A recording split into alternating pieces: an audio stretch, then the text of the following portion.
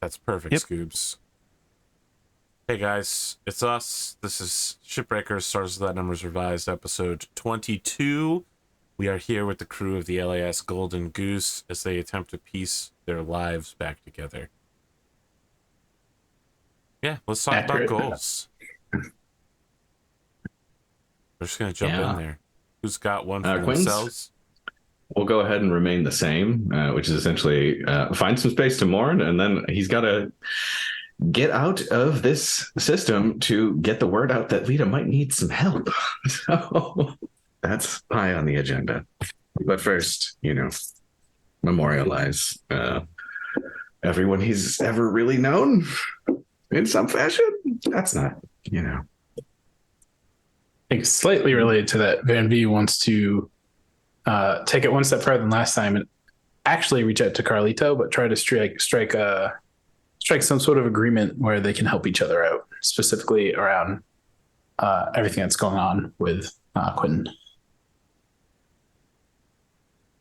I think MINERVA wants to evaluate and make a decision over whether to reveal itself to Dr. Fish. But we're leaving and she's staying. Is she? I haven't told her she's staying. Not asked yet. How do you see that playing out as a goal? What additional things could you do to evaluate her that you haven't already done? I think to see what Dr. Fish does or doesn't do once we leave the system about having seen what the captain did to Grid. Interesting. So would it be better that she contacts someone about him setting them on fire and trapping them in an airless, fiery hellhole? Would that be better or worse if she contacts law enforcement about his murderous psychopathy? Both, but if she chooses not to say anything, then it's more likely that she would maintain the secret of MINERVA. I see. Is there law enforcement? Is there law? Well, I mean, there's no law enforcement that could arrest a ambassador, and I mean, depending on how you play it, you could potentially be a head of state, although that would require you being recognized by other heads of state. I mean, the thing is, though, the public reaction to the last remaining psionic leadership after a major attack, and everyone's going, are the psionics going to do retribution? And then someone saying, well, this psycho just burned a man to death inside of an airless dome and then buried him in a field, probably doesn't look so good for you. Possibly, yeah. Yeah, it's possible. It's possible your actions may have consequences, and that revenge is a very temporary joy in life. That said, you buried him at least. Listen, these are things we're going to find out. I just wanted to make sure that your goal was actionable. Let's talk about your crew goal.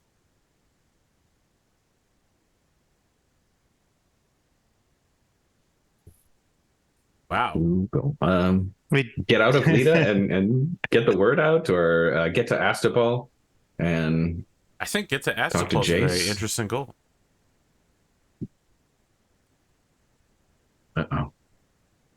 Audio trouble. We've lost Janemus. And Lauren Danger's laptop has died, so now we need to get her a new laptop before GFA resumes. Okay, I'm writing down here. Get to Astapel.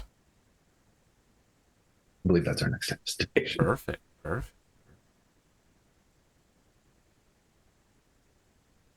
Astapel is where Van-Vee told his parents to meet him, right? That's my recollection, so that's why I'm saying that. But I guess to amend the goal slightly, it would be to go wherever we're supposed to meet Van-Vee's parents. But I'm 90% positive that's Astapel. A crew goal of a family reunion. Yeah. The show's all about family. We know this. Well, we're on pause here while we wait for Dunamis, so Yeah. favorite horror movie. Not that I'm asking about horror movies for today in particular for some reason. Favorite horror. The first movie that popped into my head for some reason was Bubba Hotep, but I wouldn't say it's my favorite. It's just fun. I'll say, is that technically a horror movie? No, it's like horror comedy, right? It's horror adjacent. Mummies killing people.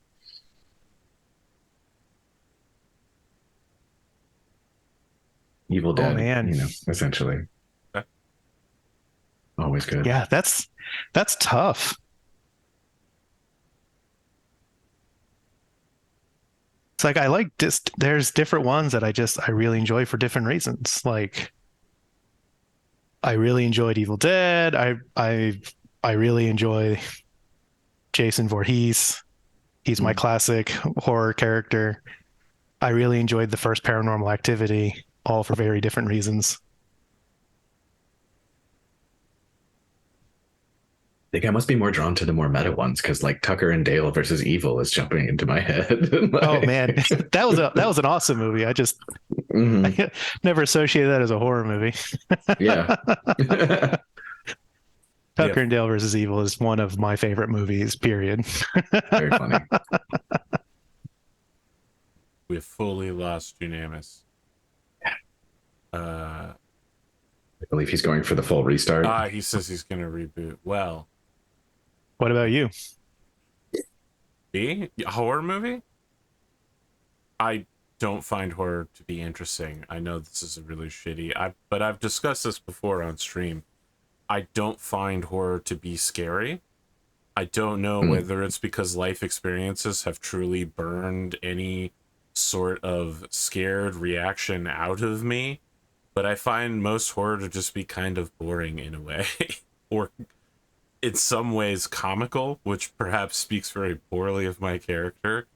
But like when I watch Aliens, I've seen Aliens before, and I've seen scarier shit than the Aliens movie in real life. So when I'm watching it, I'm just like, this is an interesting movie and it's got interesting characters, but when the alien pops out of the dude's stomach, I'm like, well, I've seen the behind the scenes. I know how that works. Like, I'm just not drawn into, like, it's not scary to me.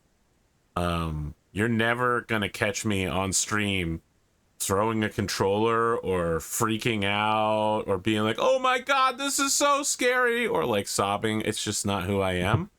I'm sorry. For me, horror has to be somewhat psychological, and it's not Saw. It's like, this is it.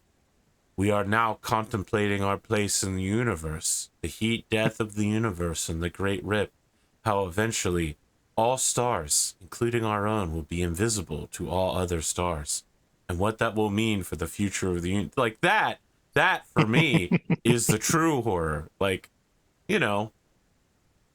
some magical dude named Candyman isn't that scary because murders are a dime a dozen. I don't care if you're supernatural or not. Like, what was the Cthulhu show that was on HBO? Oh man, that doesn't sound familiar to me. no. Oh, You would actually like it. The Color from Outer Space. No. That Not was even the close. Lovecraft Country. It's Jonathan Majors and Michael Kenneth, the guy who played Omar on The Wire, and a couple of other African-American actors who are making their way through truly KKK country, set in Cthulhu mythos.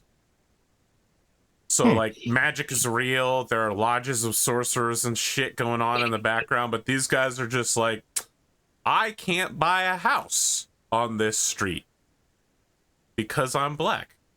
It is fucking wild, dude. But it was never scary for me. It was just interesting. Yeah, I don't think there's a lot of like horror to me isn't about being scared so much as it is about either something that was meant to be scary that ends up being a comedy to me that I enjoy because some of it is just absurd and it's fun.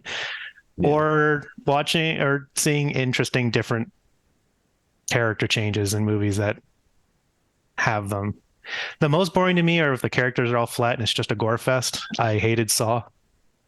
I told somebody I'd sit down and watch them all with him, so I did, and it I really feel wasn't like good. Some of the Saw movies are really good about the dramatic irony of being like, ooh, you don't like needles? You're in a room full of needle. Like, it's not, I mean, it's a little funny, but it's also a little just like dramatic insofar as, you know, like, I don't know. I wouldn't call it comeuppance or anything, but it's clear that the psycho had a reason for doing the weird shit that they were doing. Yeah. It wasn't just a random acts of violence. It was clearly thought out, sadistic in its logic. Yeah, it wasn't That enough said, for me. I have I to didn't say, enjoy it. It is, there are a lot of horror movies that are really rough because they're like, so the killer was able to predict truly random events happening and has planned for them. Like a police car stumbling into the area was totally anticipated. I'm just like, okay, no, like, no. People who try to write characters that are smarter than themselves and get little out of control on it. You know, that is always a problem, in the same way that it's a problem to write like military characters when you're not in the military. I mean, as we all know, Battletech is a large part of my life, and they were constantly like, this general is a supreme genius, and their strategy is like, our strategy is to make more enemies die than friendlies. And everyone's like, brilliant. Absolutely the greatest general in all of history, Victor. And I'm, you know, as a kid, I was like, wow, asymmetrical warfare, very interesting. And as an adult, I'm like, okay, so just kind of the prevailing military tactics of the time this book was written. Okay. Just like basic West Point 101 college stuff. All right. It's rough. It's rough. Sorry about technical difficulties. I can hear everyone now. us, though? Yeah. Fantastic. We were just talking about different horror movies. We do still need a crew goal. Bring Van-Vee to his family. It's our current thought. Get to Astapel. I believe that's our... He's been trying. Now we'll do it collectively. Maybe if all three of us work at it, it might actually happen. You think you can collective bargain me, the game master? If that's the case, can we just say find Van-Vee's mother is the crew? Oh, jeez. That's much harder. If you want to take the ship and go in the wrong direction, sure. That's a matter of perspective. I'm not the one who can set which direction is wrong or right, but you guys definitely sound like you want to go to Astapel, given that one of your goals is go to Astapel. I mean, I'm happy to make my personal goal instead talk to y'all and figure out what the hell he actually knows, and instead the crew goal could then be make an arrangement with Carlito. I think contact Carlito is a very excellent goal. I think so too. Well, then do it or try. We start with the same drop shuttle we saw last time, rising off of the planet. As it's entering the upper atmosphere, we can see that it has broken through a massive storm, crackling with truly unnatural lightning as purple lightning bolts are arcing through it. Hail the size of watermelons is falling from the sky. Other ships are flying through the sky and suddenly explode for no reason. Two ships collide near this drop shuttle as it's ascending into space, and all the while, all of the like moisture and mist that has accumulated around this thing is being burned off by its incredibly fast ascent into space. We see that our 5 robotic chassised friends are flying the ship, although there is no one in the cockpit or the co-pilot section, with the same human father and daughter in the back with a unconscious woman. The man is screaming at the robots incoherently in a combination of Farsi and English. The little girl is just sitting with the mother's head in her lap and stroking her hair. Well, the robots, like, this dude is up in one of their faces, and they are truly so much bigger than him that it's inconsequential to just talk over him. Not even just volume-wise, they just physically, their heads don't reach him because they're so much taller. And one of them says, Brother Judas, it would seem that the situation on planet is lost. What is our plan going forward? And the leader turns to the rest of them and says, we must seek whatever succor we can find.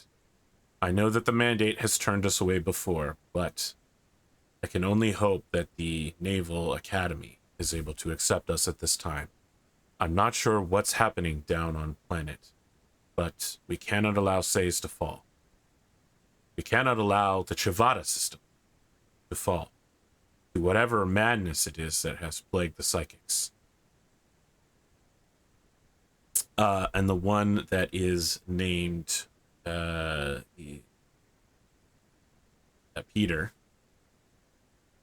turns to look out the cockpit as now they've cleared the atmosphere towards it looks so small at this distance, but as it gets bigger and bigger on the view screen, this complex of asteroids, orbital habitats, dockyards, shipyards, truly massive mandate naval vessels with no spike drive because they have access to a jump gate technology.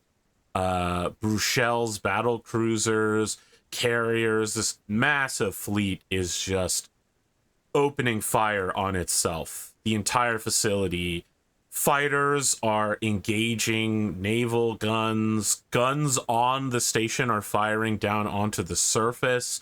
Ships are simply launching in every direction. You can see that some of the ships are like breaking away from their tethers and the walkways, and that people that were in the walkways weren't wearing any suits and are now just like floating out into space, desperately trying to grab anything without a spacesuit on. And Thaddeus turns and says, I think the situation is going to be slightly more complicated, Brother Judas. And as the scene fades to black, in the lower left-hand corner, it says, time to scream, plus 6 hours, 12 minutes. We cut back to all of you. You're reunited on your ship. Your ship has, through its docking arm, successfully attached and released the expected retirement, which you have turned into a transport shuttle. Mail shuttle. Turned into a courier mail shuttle to bounce around the planet.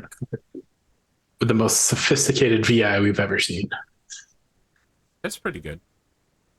What do you want to do?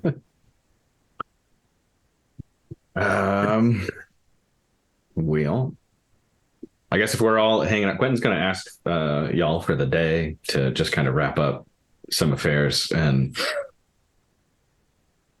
just make sure he feels like everybody has their basic marching orders before we take off and head out of system to try to get help for everybody. Because, while essentially we've secured the next few months of folks being able to survive reasonably, infrastructure and everything being destroyed, we're at months maybe now instead of weeks, right?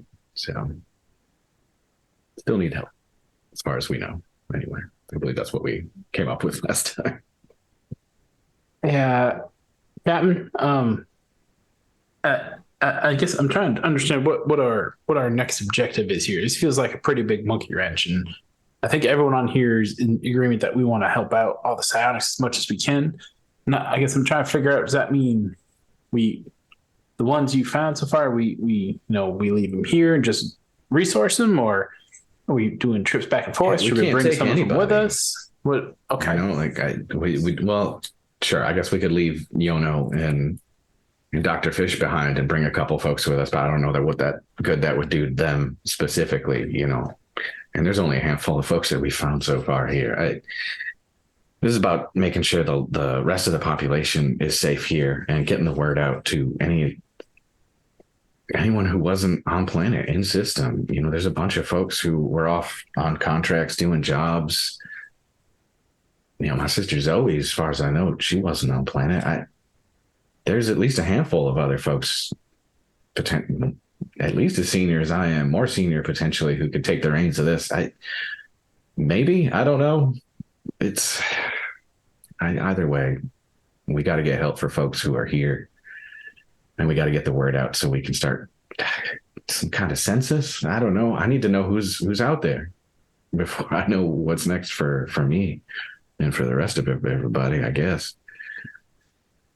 So that's step one for me. Is we have to get out here, get word out, and get help if we can. Well, I think towards that end, we can't send messages while we're here, but we can at least draft them, so to speak. Craft up as many messages as we can. In transit too, so we got some writing time. We got some time to put our heads together on it.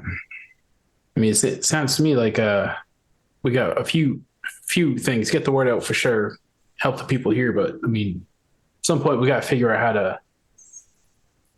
Gosh, I don't even know what to prioritize here. I feel like we got to figure out who Killian and Dutch were working for. I think you had a hunch of some Mark fella. Then the medicine. I feel like that's a priority. And then, did you just say you think your sister might still be out there? I mean, I feel like that's got to be a priority, securing her too. I mean, this is, like I said, I don't know who was on planet or not. There's no computers. There's nothing that we can get records from right now. Everything was paper on Lita to begin with, and all that's dust in the wind, literally. Like, the thing I had the least of is information. So yeah, definitely high on my list. Medication, the meds for the rest of the psionics out there. I have no idea what supplies actually out there are available for folks, or who's going to be trying to gouge prices or hoard things, or shoot, I don't know what's going to shake out of this. So yeah, that's a priority too. All right. I can live with 3 priorities. We'll make it happen, sir. I hope so. This is bigger than me. And I don't mean to. I know there's a lot of priorities, but I feel like we can't.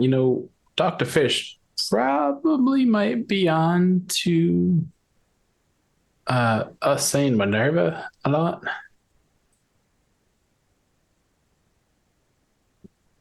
I think MINERVA, didn't wait, actually, it's Dr. Fish in front of us. I would have said this if she's in front of us. Yeah, I guess if it's. I thought it was just us 3. Okay. The answer is no, if you don't want her to be. Okay. I thought MINERVA told Van-Vee, but maybe now I'm thinking she didn't about the Iono thing. MINERVA did that thing MINERVA does. You didn't say anything. Okay, never mind. Didn't say anything because it didn't seem relevant. Rewind time. I use my AI powers to rewind time.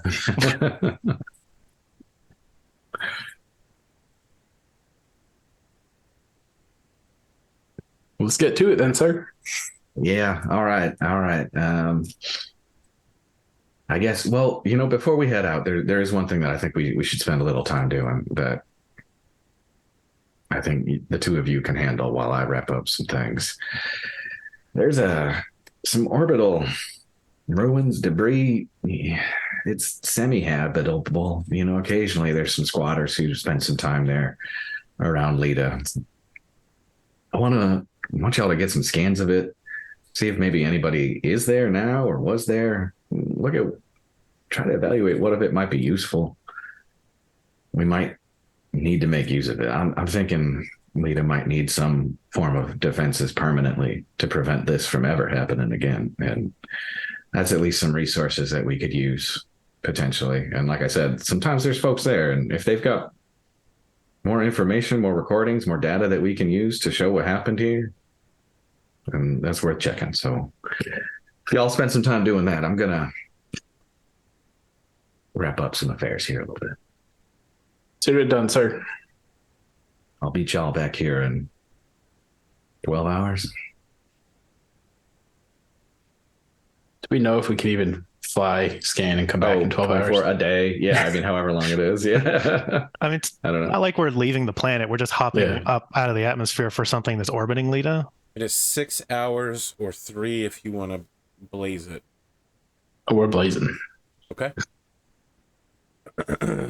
You are approaching a series of orbital clusters. Something like tractor trailer, rows, cargo containers that a human fully lives in, despite the fact it's barely several hundred cubic feet. Garbage, the remains of at least 2 different space stations, all of which have been gravitationally boosted close to each other and are slightly powered enough to maintain a fairly high orbit over Lita. While you are on approach, you've passed this object before by necessity, but you've never plotted a path to get close to it. And as you are on approach, you are hard scanned by the station. Hard scan right back. Okay. Would you, so you're not attempting to hide your approach or hide any of your cargo?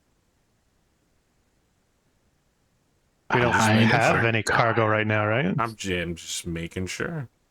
Wait, so before we say yes to that, does that like reveal like that we have the AI suite thing?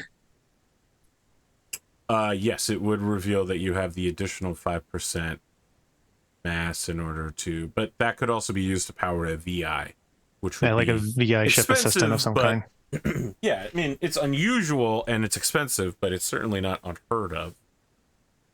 Yeah, I think we would scan back because our goal is just to find information, maybe contact them. I don't think we're looking to actually get too close. So scanning back just to return fire scanning wise. As you are scanning back, I would like to have that scan roll, please. I feel like that's a MINERVA thing. It would seem to be so. Push the scan button. MINERVA scans. Let me make sure I can get the dice roller out here. Still working correctly? Partially? Yes. Okay. 3 threes? Of 11. So hold on. No spread on those rolls. Hide and seek. Breaking detection lock. I lost audio again. I can't hear you guys. You are a frigate. The target is a cruiser. You get a +1, so that is a 12. And I need to roll a program. I'm gonna go get another headset. I think you guys can hear me, but I can't hear you. That is a loss by 1 because you get a +1 because your target is bigger than you. As you are approaching, you detect that there is a hidden weapon emplacement on this station. It has a fire control lock on you, and it is currently charging, waiting for you to enter. You're within its range. It's waiting for you to get closer. It is a plasma beam. It is AP10. It does 3d6 damage. This thing will cut through the outer armor of this ship quite easily. I would like to just to be clear, they now know that you know that they are targeting you. Right. Open the right book here. I don't want to try to get a weapon lock. I don't even want to power up the sand thrower. Okay. but I do want to run combat ECM defensively. Okay. So we're making a defensive gesture, but nothing offensive. And when Van-Vee returns, Van-Vee can try to contact them. Yeah. So as soon as you start running ECM, you get a immediate message. Voice only. And it says, "Attention, approaching vessel. This is a representative of the Confederal Expansionist Congress of Kalanom. You have been marked as enemies of the state. Break off your approach to this station, or you will be fired upon. We require your verbal acknowledgement immediately."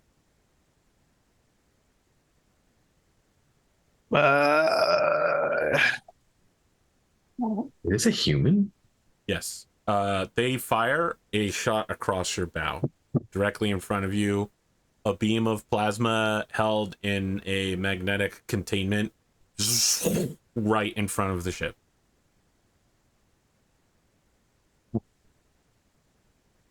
Well, while we wait for Van-Vee, we can cut back to Quentin on planet for a Excellent. minute if we Let's want. do it. Yeah. All right. So What's going on with you, bud?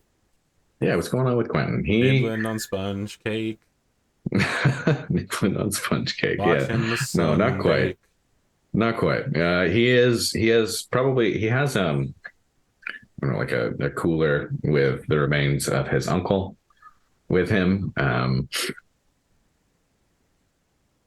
He teleports to the shuttle itself, and he spent some time just looking around it himself, because I think Van-Vee had done the search last time, and just looking around, feeling like he needed to be there where his uncle had died, and just extending his senses out, seeing if there's anything psionically that he senses as well, etc.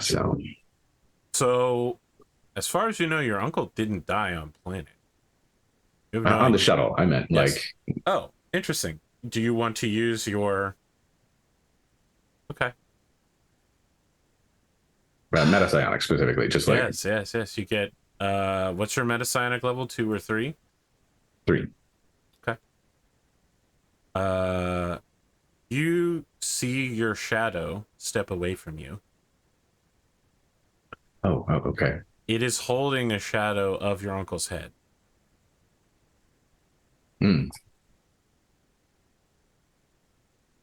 Well, I was just intending to look around, so I wasn't fully prepared for this part.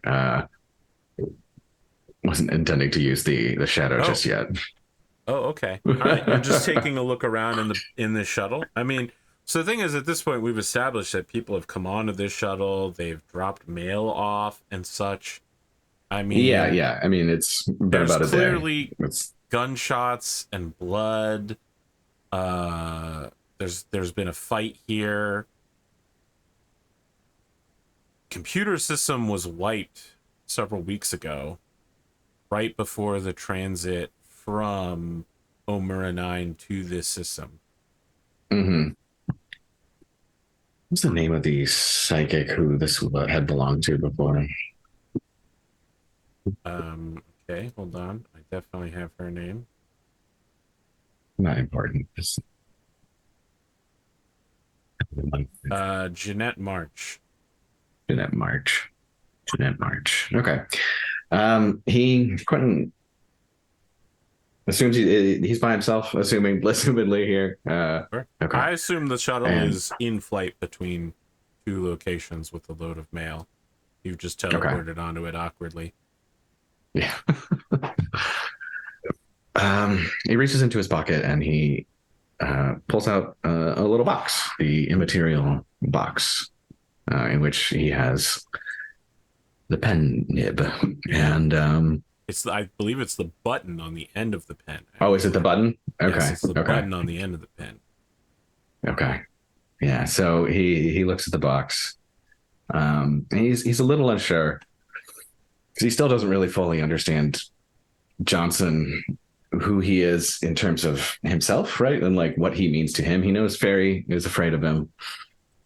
He knows the board, right? Their feelings. Dr. Rowe seemed to have some familiarity with, the organization, yada, yada. But he does know that he thinks that this is something that, is FTL communication, and this might be the moment to use it. And his visit with Dr. Rowe is weighing on him, especially in light of the tragedy that he's dealing with, and just like thinking about that affecting other worlds or something like it. And he flips open the box and pulls out the nib itself. Doesn't know if it feels different or, if he notices anything happening. Obviously, he can see psionic activity if anything immediately occurs. Mm-hmm. And he just starts talking out loud. Says something like, Jace, this is Quentin Alexander Polk. You're probably familiar with me. Johnson, I don't know if you can hear me, but it seemed like this worked for Jace, and just on the off chance that you can, and you can get the word out faster, or maybe provide some help. Lita has been hit by a terrorist attack. Everyone at the academy is essentially gone. The academy's gone. It was a nuke. Obviously, we had nothing to prevent it, tech-wise. So, yeah, I don't know if you can provide aid or get access or messages to folks who can, or if you're even inclined to do so. But yeah, that's what I'm hoping you might assist with, at least to start with. For free, I can tell you a couple tidbits that maybe help you in your mission. I met a man named Dr. Rowe, and he showed me a device he called a Jadur, which seems to suck the MES energy and life out of a person and reverse aging, heal you. It's nuts. And he said he's got these things deposited on every civilized world in the sector somehow. Some dead man's switch if anything happens to him. Yeah, that seems like something that's supposed to be up your alley from what I understand. If there's something I can do to help deal with that particular sort of Damocles hanging over our heads at some point in the future, you have what I can offer if you can help any of my people in any way. Or maybe if you can give me information on Mark Marino and how I can take him down, because from what I understand, he's the man responsible. So there you go, Johnson. You hear an unfamiliar voice seemingly out of nowhere say, "This is Principal 2C. Cite your authentication code." Oh. I ain't got one. Stand by at your location. Make no attempt to move.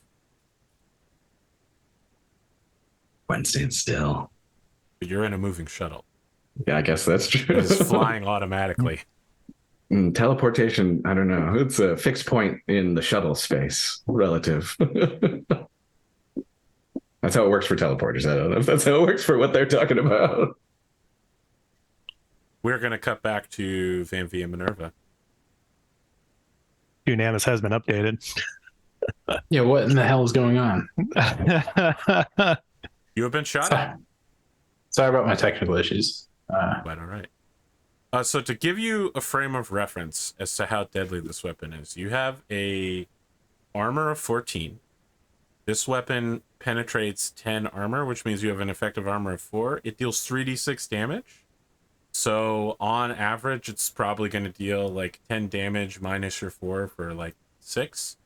Your ship has 20 hit points. So assuming it hits repeatedly, you could be completely destroyed in about 4 hits. And our weapon does probably nothing. You would be hitting a space station with BB gun. A BB gun, yeah. Impact force as wide area as possible. Buckshot. I don't know if you can even damage the station. That's fair. I think its armor rating is higher than your damage. It was, what was the Kalanom part? They are identifying themselves as the Confederal Expansionist Congress of Kalanon. They're expansionist conference. Shoot. I think not live on the mic. Van-Vee would say, "Hey, whenever obviously this is a bad situation, but do you think we try saying we know people on Kalanon? Like, do we drop Alexander? Oh goodness, Ludemann name, or do we just hightail it out of here? I mean, I want more information, but I don't want to die." We could certainly change course and send a message stating that we assisted with the glory of Kalanom and coordinated with him. See if that alters the situation at all or makes it worse. Or shoot, I don't see how it could get worse. Maybe they don't miss on purpose. But I don't know. This seems awfully suspicious. How have we flown by here a couple of times and this has never happened? But yet this time we fly right at them. They scan us. We scan them and kablam. Like, we either need to continue the approach or divert and continue talking. Let's divert and continue talking, because even if we somehow get there, and we don't, not that I don't think we can do it, but I don't think we'll take over an entire space station. You can't leave the ship. I feel like we'd never make it out. So we might as well divert. Yeah. There are plenty of approaches to this space station that gun can't fire on, right? Oh. It was only by the fact that you didn't start detecting it. Like, now that you know where it is, you could just come from the opposite direction that it can't fire on. It's a space station. It doesn't have it's not a giant ball with a turret that rotates around it. You know what I mean? Did they get it has a huge blind spot. Over population. I think the idea is if we divert, we maintain a potential diplomatic option. Right now, you 100% are in. Not only they waited until you were well within range of the gun before they started this. So, as you divert, you're noticing the fire control radar is still locked on you as you continue to go out of its range. I know you said it's not this, but I'm picturing the Death Star with a BB-8 like gyro, just to rotate and re-aim this gun wherever it needs. But whenever I think we should divert, open communications. I don't think we should try to approach from a blind side. That just feels like something an enemy would do, doesn't it? Which is not exactly the message we want to send. So let's slow down, pull up. Keep moving so we're not a sitting duck, but open communications. What do you think? I believe that gives us the greatest chance of survival from this position. I like those odds. So I guess I would pull up and immediately start going 90 degrees left, or MINERVA would. I don't know, whoever's piloting at this time. You are. That's MINERVA has not taken the sticks from you. I mean, you're orbiting out of reach of this space station, essentially. Yeah. Okay. What do you want to say or do to them? Sorry, we didn't know that this place was inhabited. We were just trying to help with the effort back on Lita. Did you say Kalanom? We helped restore the glory of Kalanom with Alexander Ludemann not too long ago. We're not enemies. We're just looking for information. You hear someone come over the radio that says, "I'm afraid, gentlemen, I know exactly who you are.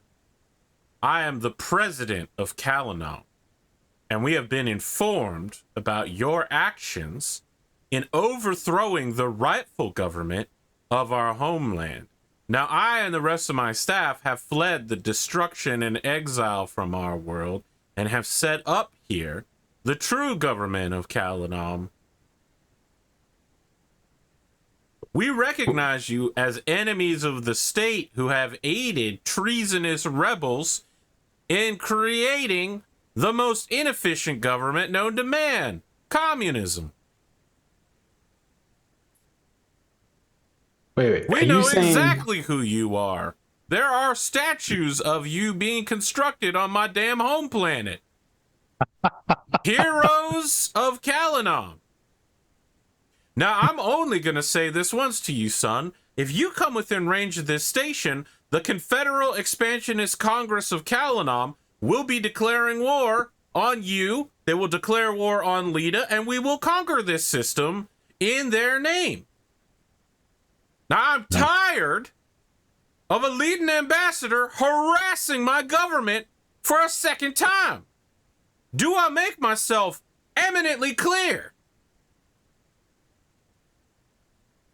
Yes, sir. I think we have a bunch of miscommunications, Just but let's go ahead and... closes communication. All right, good talk. I don't think Quentin's gonna be happy about this one, Minerva.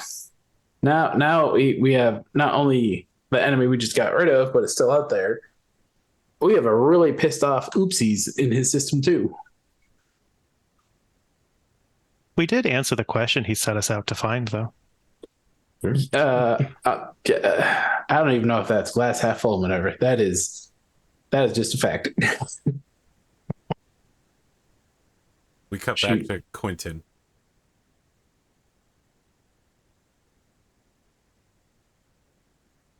This is Agent Johnson. I presume I'm speaking with Quentin Alexander Polk IV. You are, sir. My people have reviewed the information that you have shared with us. I just want to confirm, you're saying there has been a nuclear attack on the planet Lita. That's correct. Is the Leiden government operable at this time? We have a barely functional administration of some kind. I mean, no, not in any complicated or sophisticated degree, but folks have some level of organization to be able to, see to their needs at the moment. But no, it took out the entire capital. 300,000 people gone in no time.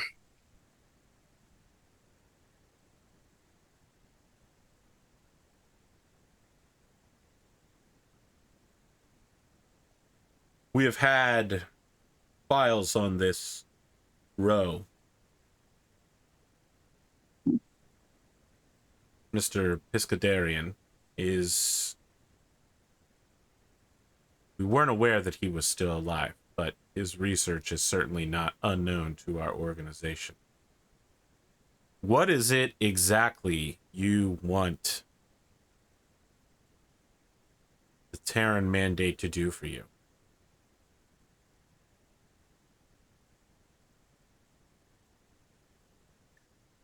I don't really know what y'all are capable of, but I know that I have need of a couple things right now. Help from my people, and that covers a couple things. There's regular folk on Lita who are going to be functionally starving, needing medical care, radiation sickness from, being near the blast. Who knows? It's going to pile up. I'm going to do my best to organize folks to make sure that they can deal with it, but that's one major problem. MES medication. I mean, we can grow the plants, but we have no idea how to spin back up production. I have no idea what's going to happen to psionics at large out in the sector. The danger to themselves and to others. I don't know how long we have. I need help figuring that out. I need help figuring out logistics, securing supplies for those folks who need it. And I need information. The man responsible, if I can get it, I need to bring it. I want to bring him to justice. We know. Seems like something you're interested in. Mark Marino? That fits with our data, yes. Thank you for at least confirming. You willing to offer the perimeter agency, Mr. Polk? You're doing a lot of ass. You're doing a lot of ass to an organization that does not traditionally operate outside of the shadows. You are asking for a massive effort of medication, reuniting psychics with their homeland, essentially rebuilding your government for you. What exactly are you offering the perimeter agency? Well, I think the first thing I did was extend my hand with free information. And from here on out, I don't know what I have that you need. And so I don't know what I can give you that's valuable enough to get anything that I'm asking for, honestly. But I'm asking, and I'm hoping you have something in mind.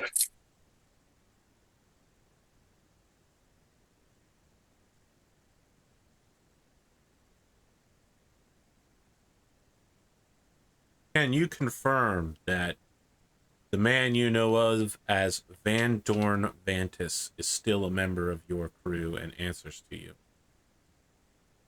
I can. Are you authorized to make negotiations on his behalf?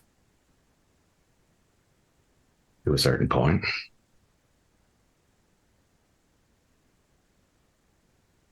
We are in a position to offer superior medication and protection to psychics throughout this cluster of stars. We do not have the means to transport them home. You will need to do so if that is your wish. We can ensure that the current crop of psionics does not collapse from lack of virtuous medication.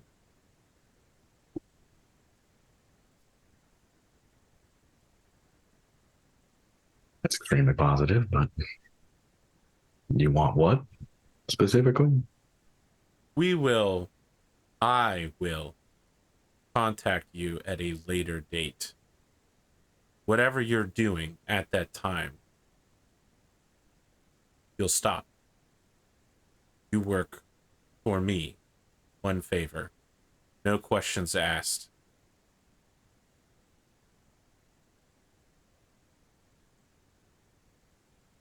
And my requirement is that Vandorn Vantis remains on your crew until such time as whatever favor I have asked of you is completed.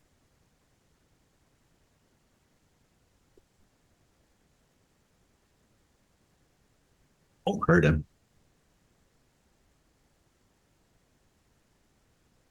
We need his skills. He has access to a breadth of abilities that are somewhat unique among humanity's current crop. Oh, I think I know what you mean. I assure you, don't.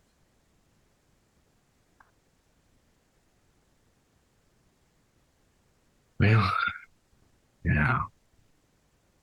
Probably do speak too soon. Keep running into things I have no idea about. Don't know why I think I would have any idea about this.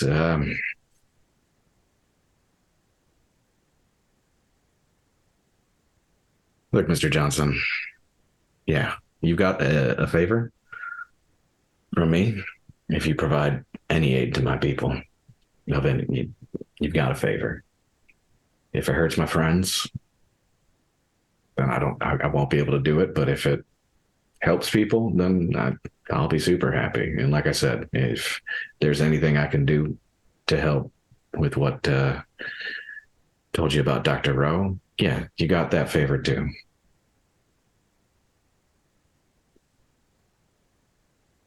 That's what I can say. And I will keep that word if you keep yours.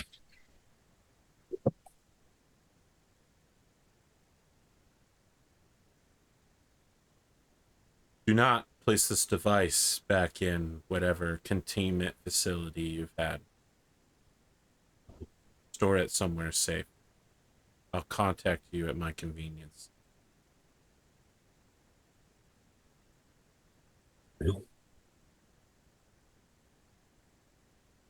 Maybe someday I'll put a face to the voice, eh?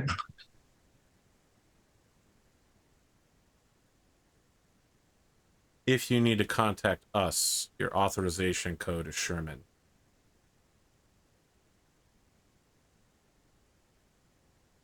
Good.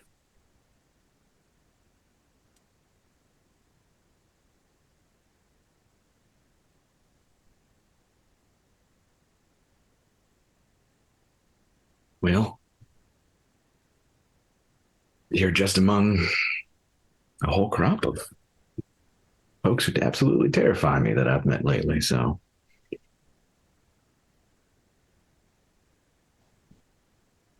Our job is to protect humanity, Mr. Polk, even from itself. What could be any less terrifying? Don't worry. Well, We're the good guys. That no good sure guy hope so. ever.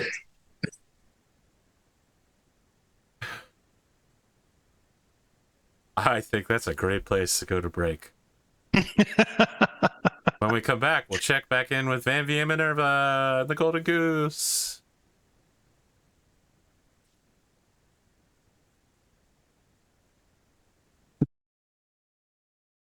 Who else we can piss off in the next Stir the hour? pot. Stir Yeah. the pot. Will we ever leave Lita? Season 2 is getting hot. We're back. What do you want to do? I think we're flying back to Lita. Sure. Takes you another 3 hours to get back to the planet's surface. Well, from the shuttle, after that conversation with Johnson, Quentin he looks out of the shuttle and essentially just teleports out of it into thin air and is now falling like through the air of Lita, however high off the ground that is, sort of looking down. I don't know if they're like he can see the devastation. I don't know how close they are to the, blast zone at this point.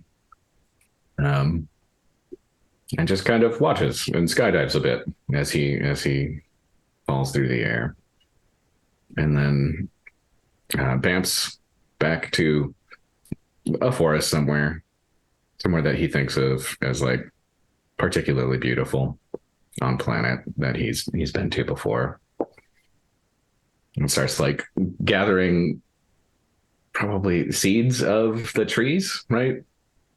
The lead sequoia. And how long's it been since the blast? Like 18 days, 20 days? Like, is background radiation even dangerous at this point? I think it's present, but probably if you don't stay long, not life-threatening.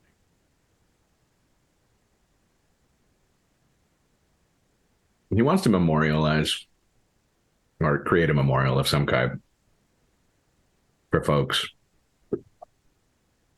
He's looking to plant these seeds and bury his uncle somewhere significant. So if he thinks that those seeds could survive and thrive in that zone, in the relative near term, he would go there to essentially ground zero.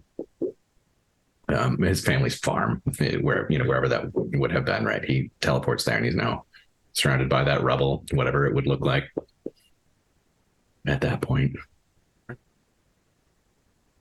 And he starts clearing space using his telekinesis and like tangible force construct to make tools to do it, right?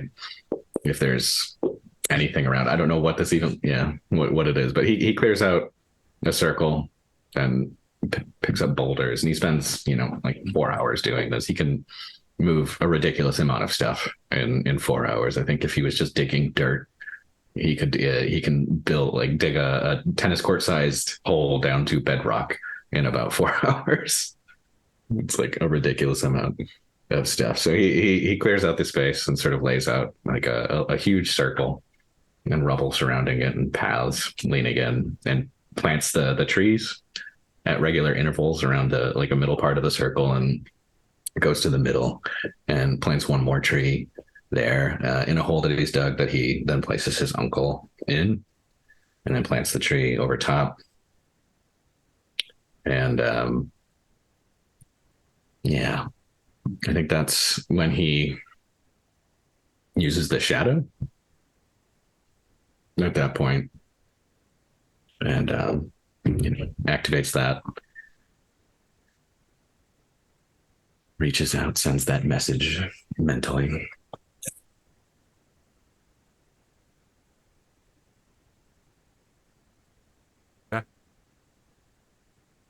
And his goal with the shadow and with it is to actually try to use it for something instead of asking questions. And listen, I like that, but I want to point out that you're the one that wrote your own unique gift ability, and it solely reads asking questions.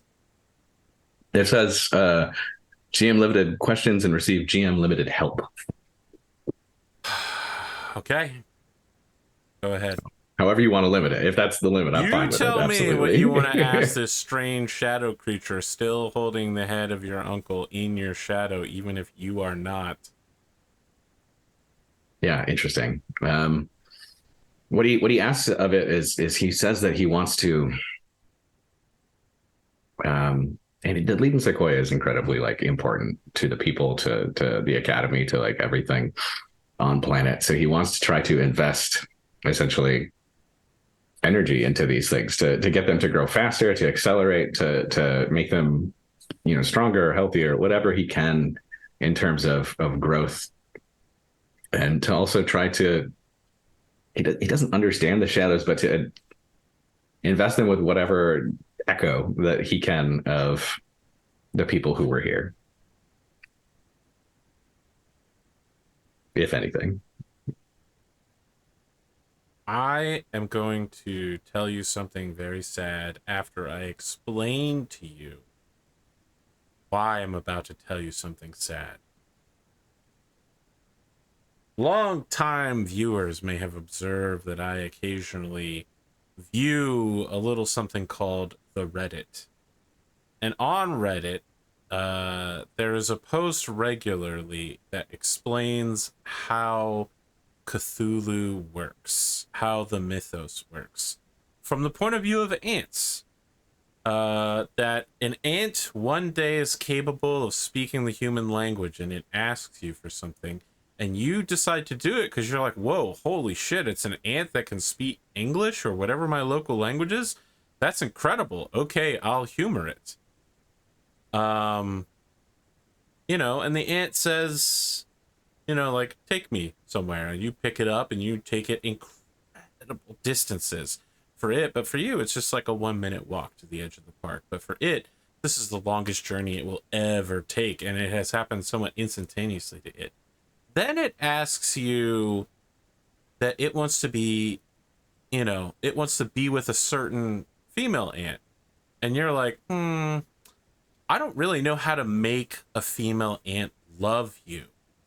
But if I kill all the other ants so that she can only choose you, that would accomplish it.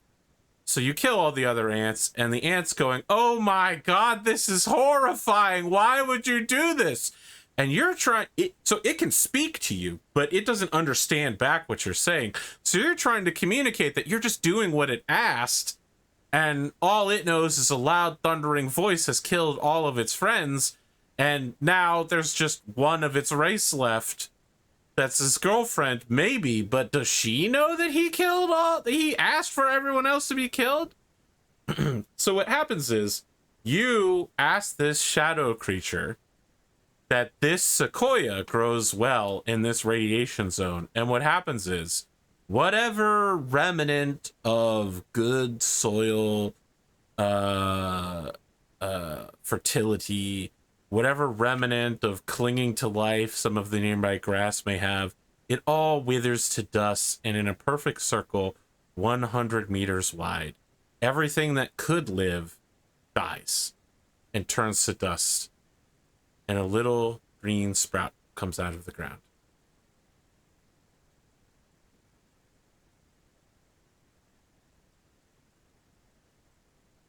Fair enough.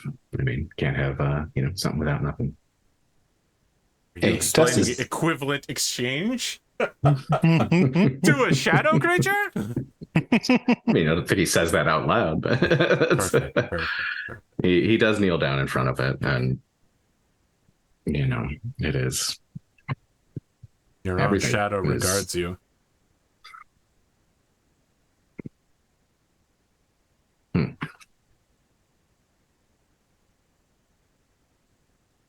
things die on your side?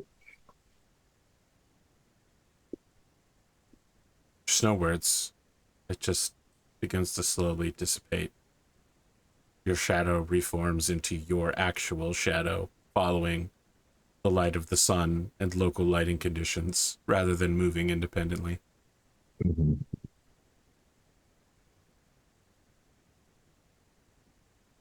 Quentin's good with that.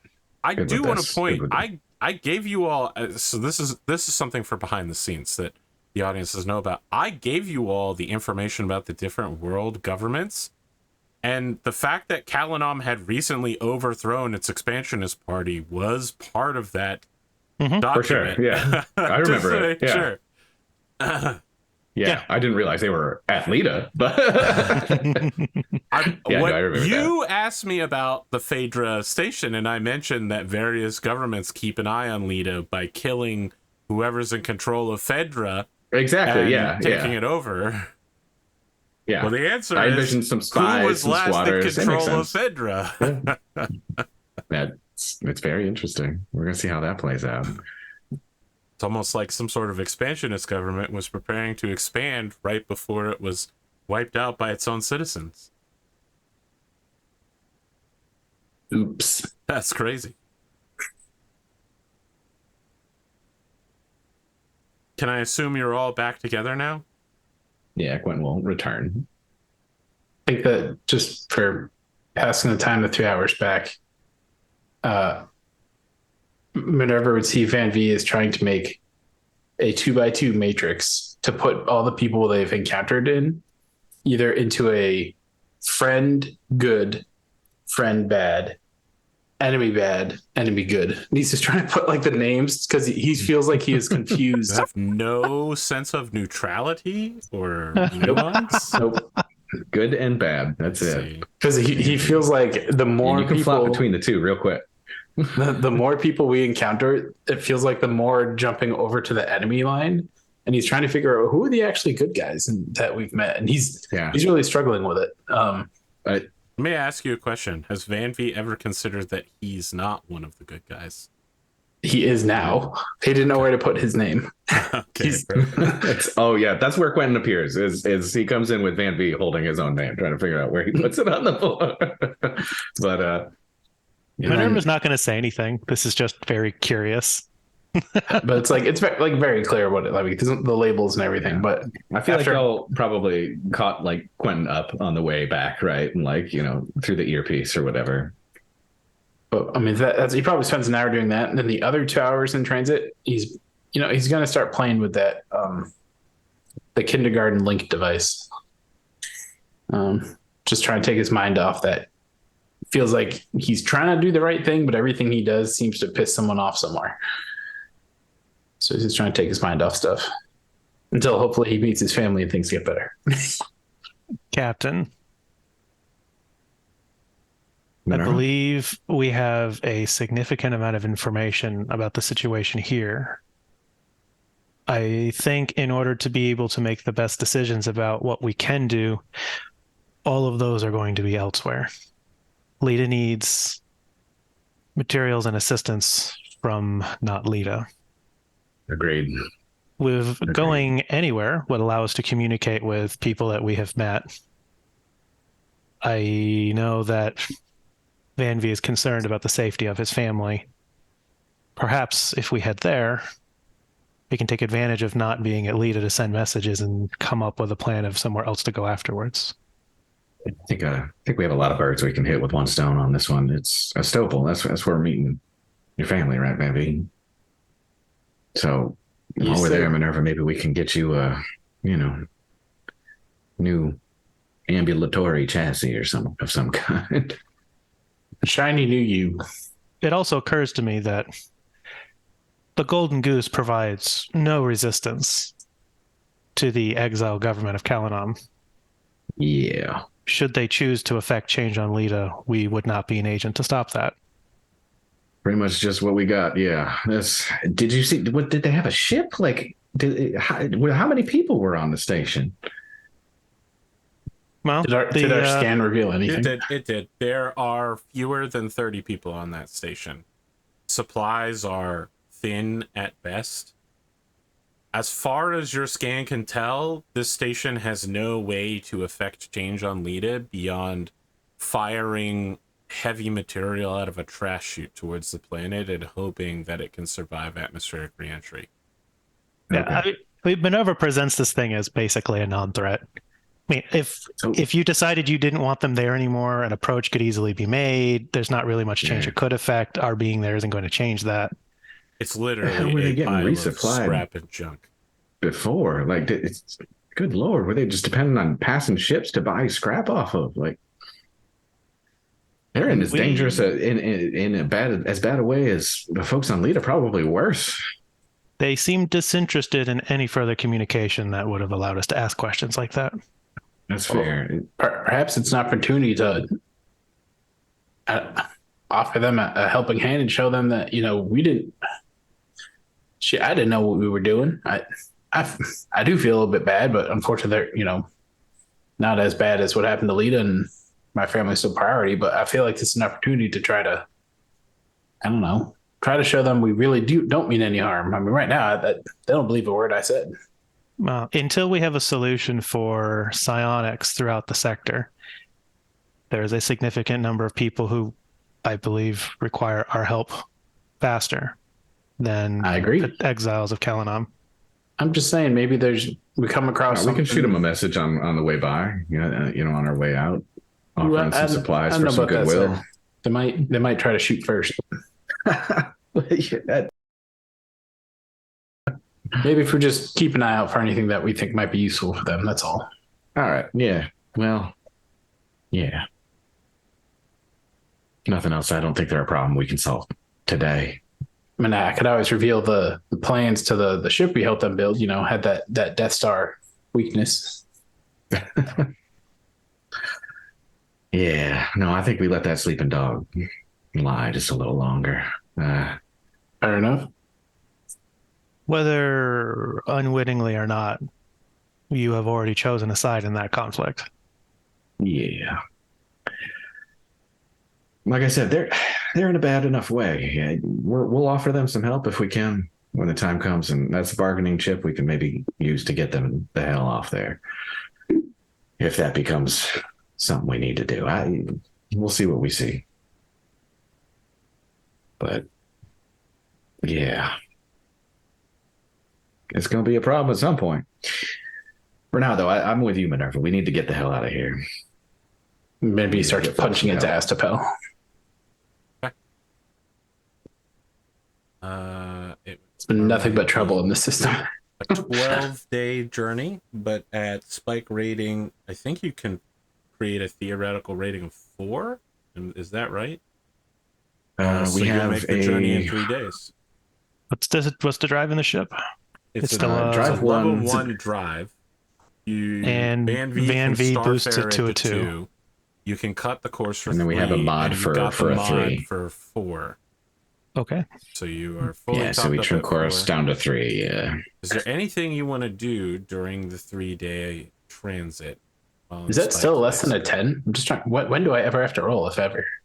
So it is less than a 10 to make this jump. You'll have to roll if you're jumping more than 3 spaces. Sorry, 3 or more, because the difficulty increases once you go past 2. Okay. Or if you're doing it quickly, or if you don't have regular course updates and charts. When you're flying through unknown sectors of space, it will get significantly more difficult. Okay. I think the only thing MINERVA wants to do during the drive is see if the helper VI is still present. Do you mean in the shuttle? No, the one that I created when resisting my mind prison. It is actually that its job is to continue resisting that prison. Like the thing that it was built to contain, it is still containing.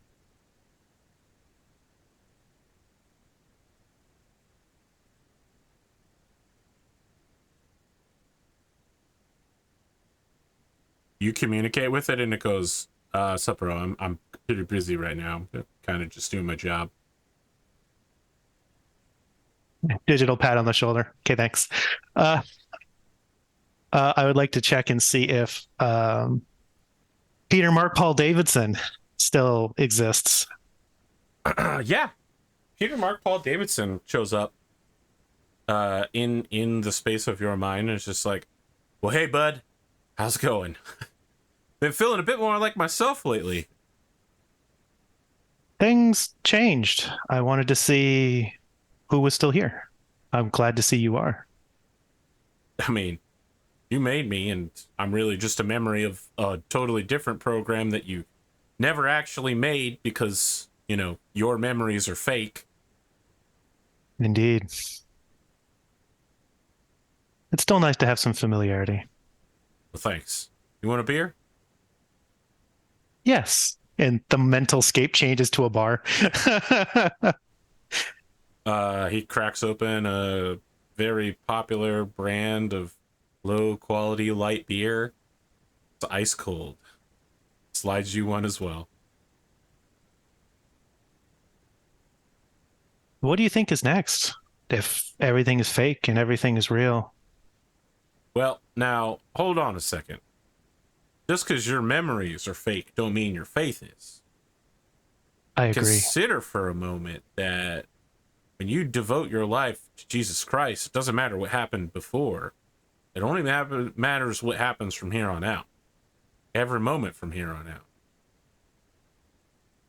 I think I just need to decide how I can best do that, since the foundation of that decision previously is, well, different.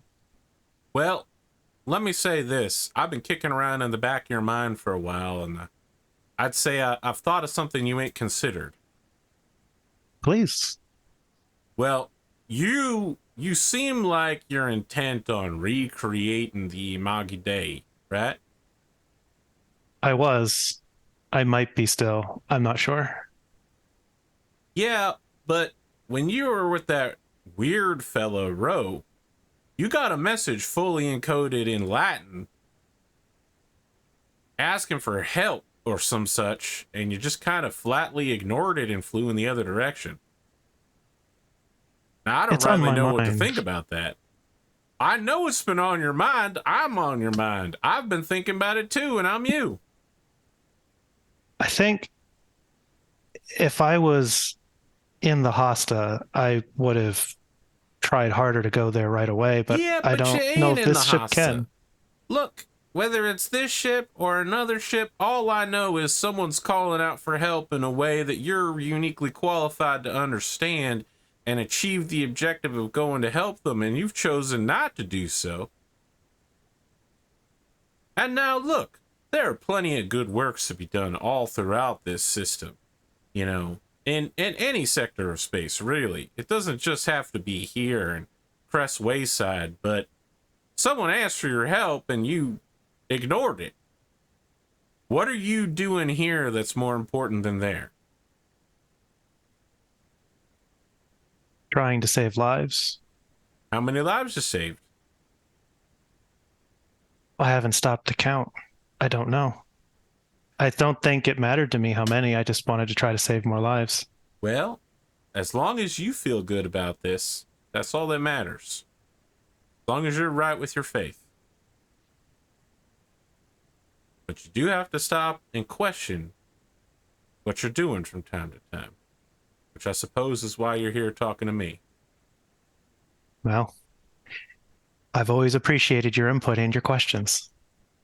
Well, technically, this is the first time we've ever actually talked, since the last time we talked, I was a sock puppet. And the time we talked before that was entirely made up. But it doesn't mean I don't remember the value. And it seems that... I appreciate that. And it seems that you've made that a reality even with your own choice. Well, I mean, again, you made it a reality. I'm just a virtual intelligence. I don't really make choices. I make a facsimile of choices that appear to be totally natural but are entirely programmed. It's a comfort either way. Everything I do is pre-programmed outcomes that can be thoroughly predicted. He just sips the non-existent beer. I know. I know you know. I know, you know, I know. So, anyways, that's all I do on the over the next couple of days. Great, Van-Vee, I I like need to you to think that make... there's a second Minerva that's watching that scene and is chuckling, like on TV, you know, like. Oh man, But did we you- just WandaVision ourselves? Use Holy- use the split vision in order to put more Minervas in, so there's other patrons in the Yeah. bar. Van-Vee, I'd like you to make a mental saving throw real quick.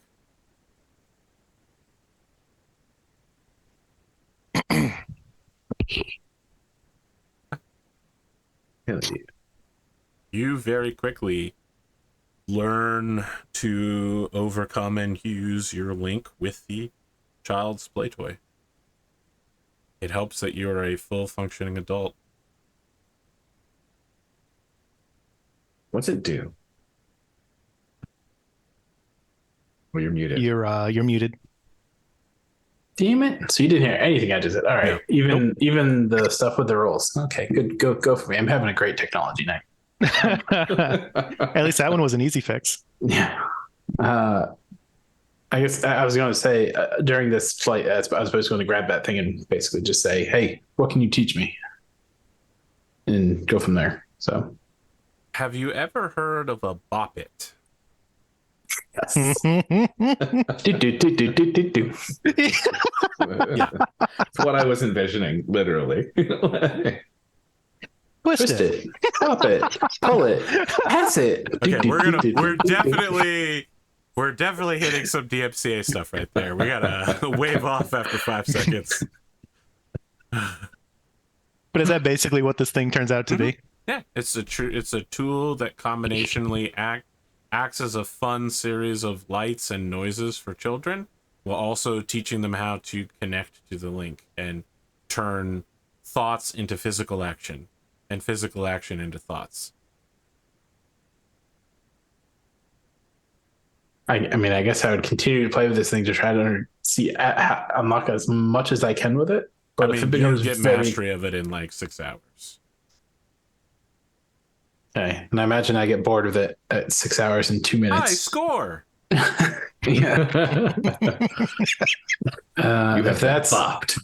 if that's the case, and I get bored with it, I'm probably going to go back to watch videos of his mom. You gonna write to Carlito? Well, we already have that letter drafted, don't we? Oh yeah. Do I want to change anything at this point? I don't know. Quentin spends a few days writing as well, but go ahead. I was going to say, are there anyone else we want to write letters to that the second we leave here, they can all just poof and go out? Yeah. That's the basic, message spam goal here when we get out of What would space. would I know what would happen if I try sending a letter or a message to my mom? Like, do I just know it can't go past the black hole? Or I mean, the message has to be carried manually ship to ship. right?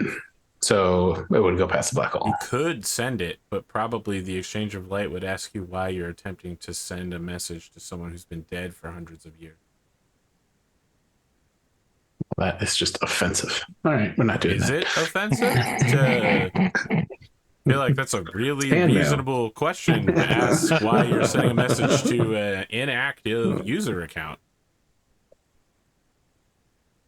I don't know. We won't be doing that. They probably won't ask you why. They'll just inform you that the account you're Oh, attempting okay, to yeah. go to is inactive. You Did you never mean know. another Grace Vantis? I'm sorry, you said Grace Vantis? I thought you meant Pace Vantis. You arrive on April 20th. A number of messages hit you all at the same time. You receive a message to the ship from Carlito Sinistra. Van-Vee, you receive 2 messages from your father. One is older and one is somewhat more recent. MINERVA, you receive a message from the desk of the Prime Minister of Midapile. The ship receives a message sent to it by Slicer. Yeah. And you also receive a series of status updates from your organization, the Order of the Golden Goose on Midapile, with news updates. What would you like to... We should also be tracking that it has been something like 12 days since you have refueled, or I mean, you've now expended both spike fuels. Yeah. So your fuel bunker is completely out. You're gonna have to stop at the local deep space station, Bula 9, which you've been to before, to drop off cargo for your mom. By the time you get there, another day will have passed, so you're going to need 13 days worth of fuel, air, etc. at five person days a day, so 60 person days. At, I believe the cost is 20. So it'll be $1,200 plus another 1,000 to refuel. No worries. And Van-Vee, you have 2 messages from your mother. So I don't know what. Sorry, your stepmother. Your stepmother. I was going to say, see, it's not a bad idea. Your stepmother. Like people tell me not so messages. Who would like to check their messages first? You imagine if I check Slicer first. Let's get Slicer out the way, yeah. Okay. So Quentin, you're opening the Slicer message? Sure. All right. He knows he's psionic. Slicer, you see that he is he's wearing a headset with a recording thing, and he's pulled it off and pointed it toward itself. You can't hear anything he's saying because it looks like he's on Omura 9, given the sort of dusty, cowboyish environment he's in. He is one-handedly firing an assault rifle completely blind over a barricade, and you can see that like a launched 40 mic grenade explodes next to a tavern, and the saloon door just goes flying past him. He's just like, shit's fucked here! Someone is killing all the psychics! Do not come to Omura 9! Get the word out, Ambassador! We're fucked! And then you can see like the like end of message is like, message did not record properly. If you would like more details, contact the Exchange of Light. This message has been sent in an incomplete status at the, insistence of the sender. Mm-hmm. Oh, God damn it, poor Slicer. Yeah, he is. Oh, goddamn. Everybody there's screwed. Yeah, and Quentin had been spending. I was going to say I didn't get it, but he had spent the 3 days writing messages and things, of course, like trying to figure this out and crafting a message that he would try to send out to every address that he can get access to in the exchange. That is like Leiden registered, that is Academy associated, like whatever mailing lists exist in the Exchange of Light for the Academy. He is sending out a message with those themes, right? Like of essentially, we are under attack. Lita has been struck by a nuke, explaining the after effects, right? And that the folks are going to be in need, that there's a handful of young psychics still on planet who do need help, that, it seems like there's essentially a crusade of some kind against psychics happening, so everybody needs to keep their heads down, be safe, travel incognito, try to get back to Lita to help, try to get to somewhere safe, and if they can, or they are near anybody who's affiliated with the Order of the Golden Goose, that they can find help there, essentially. Okay. Those messages began going out, hundreds of them. What does Prime Minister Bryce Cullington Dover the 16th Esquire have to say? Nothing. It says, from the desk of the Prime Minister, your involvement in the local politics of the Alfred system have been noticed and are little appreciated. The nuance of our historic culture may have surpassed your ability to understand it, and it is with regret this office must warn you against further involvement. It would be favorable for you to return post-haste so further discussion of your actions in the quarantine zone and your involvement with the Phenomena Fleet Systems Board can be discussed. and then it's stamped with the digital signature of Bryce, but it is not his actual written signature, which you have received before on other messages. Okay. You say the Alfred system? Yeah, it's Sword Metapod. It's your home system. Yeah, that's not the one I thought would get him in trouble, but okay. Well, our actions have affected the political climate there. Yeah. I mean, you started a major protest group. A popular movement, yeah. And yes, to the siphon description is that local money to help people on other planets. You might, for sure, you might believe this, but the local government likes their money staying on their planet. Really? It's crazy, I know. They certainly don't like being pressured by foreigners and AIs into doing charitable acts that may or may not agree with the government's goals and aims. The popular movement pervades all levels of government, unfortunately. Wow. What do you mean this charity's not a tax write-off? Why are we doing That's literally in the description text. That's the only reason I said that's not actually in game or canon, to my knowledge. Let's see what Carlito says. It is sent to the ship. I'd like you to come speak with me on Santiana Station at your earliest convenience. 3 periods.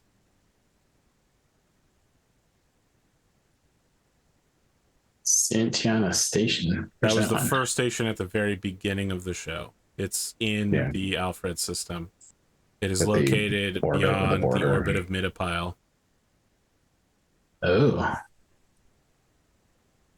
You almost got into a knife fight on New Year's Day. Mm-hmm.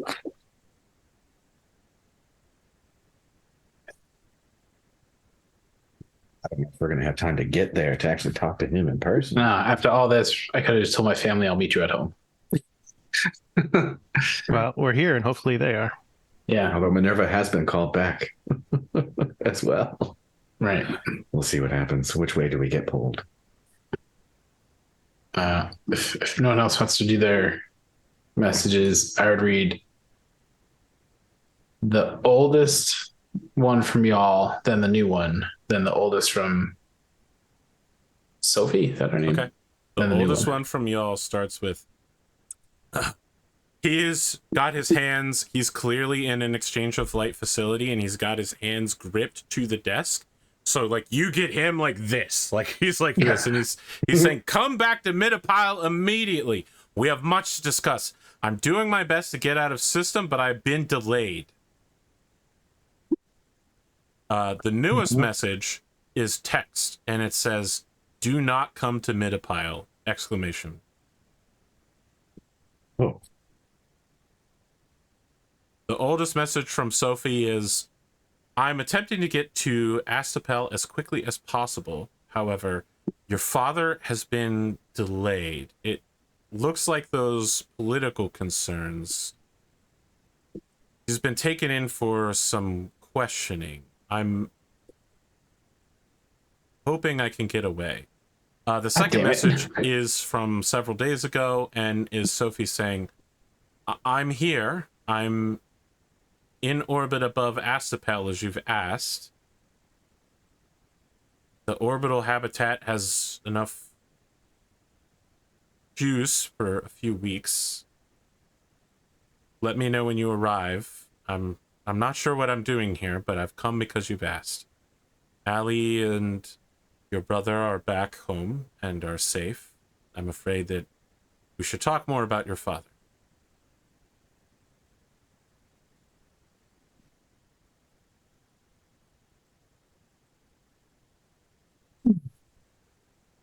Is the habitat is that something we know the name of? It's a floating cargo container above Astapel. Okay. It will take at maximum speed. I mean, when you get in a system, your decisions are go to that cargo container and pick it up, or go to the station and refuel. I will point out that you now have too many people on board your ship to take on a passenger without putting extreme strain on the system.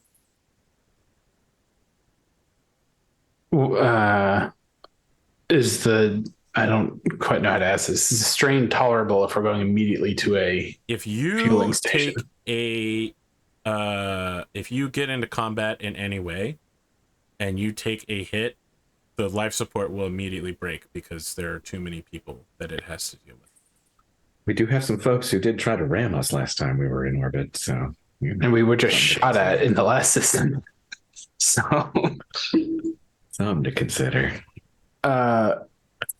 how long would it take to send a message to my stepmother in system? You can communicate with her live with direct video. I guess I will.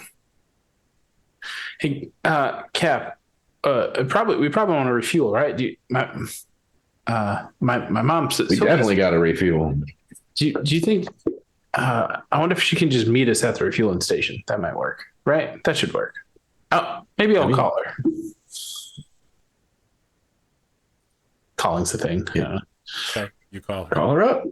You get a live video connection. It looks like she's in a very plushly appointed orbital habitat. It still is exactly the size of the sort of cargo container you would see on a real life our time period naval ship. You know, like a big red container with the wavy. It's like that.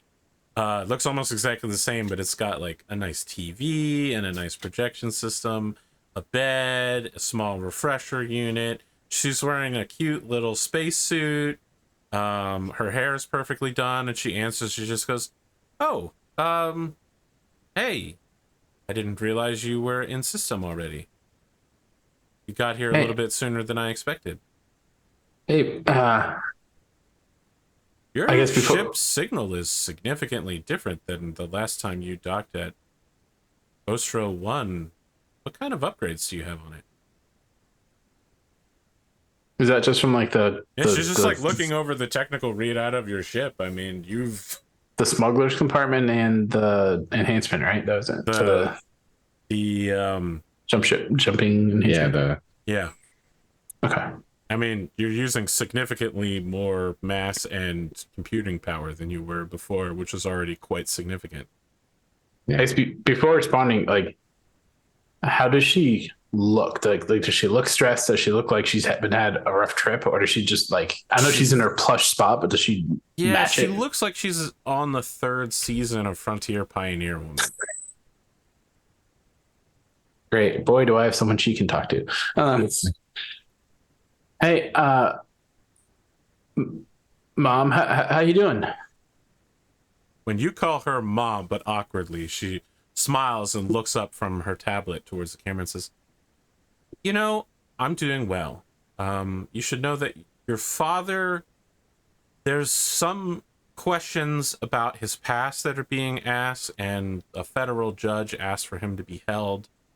They're just asking questions and doing some checks. There's a sitter back at home looking after your siblings. I wouldn't be too concerned about it, but I think it would be better for you to come home as soon as possible." Well, I think there's a lot you and I need to talk about, and I'd rather talk about it face to face. Okay. When can I expect the pickup? 2-3 days? Well, so I'd love to come get you right now. Just we got to go refuel first. So we're gonna head to Bula 9. Is there any way you can meet us there, or do I have to? Do you? I can see if I can get a transport captain in orbit to haul me out there. We could go grab her with the tractor beam. Mm-hmm. And drag her to the station. You can fully fit her whole cargo pod in your ship's hold. Does that threaten the life support thing? Not that we hope we get shot. Will. I mean, just to be clear, adding a 7th person to a already full crew roster is going to be a problem. Well, that's what I was saying. We could like tractor her pod thing. Keep her outside the ship. Her pod thing does not have unlimited supplies, to be clear. Yeah, we'll let her. Her pod thing can also not jump through drill space. The tractor cannot drag it through drill space. Only a docked ship can be dragged through drill space. No, I didn't mean like we were gonna Like, I'm not sure if that Van-Vee was would just be literally for okay the with this short-term idea. trip. That was Like, literally all. We're gonna To a tugboat Yeah, I you feel with like a it's tractor really beam. weird to tractor beam her and not let her come on your ship. That's just so odd. If you honestly gonna do that, Van-Vee would be I like, assume I'm gonna. she had it on this pod, She and so that was does have the life thought. support in so it, but that again, was, it's I thought that was obvious. it's only meant to last for a couple of weeks. I mean, this pod was Okay. just disposable, waiting for Van-Vee to show up. You know, it's a rental. Cap. This was just to get to a station. That was my. I kind of feel bad. She's come here on my accord. If it's all right with you, I wouldn't mind taking the risk of just having an additional passenger what we're rated for this short trip, just to at least get to Bula 9. I mean, from there we can. Yeah. Let's go grab her. We'll just be extra cautious and hope people don't try to ram us or anything again. So just to be I clear, have faith in your piloting as long as skills. you're heading down there, are you going to go ahead and stop on the surface of Astapel? Or are you going to pick her up, go to Bula 9, go back to Astapel?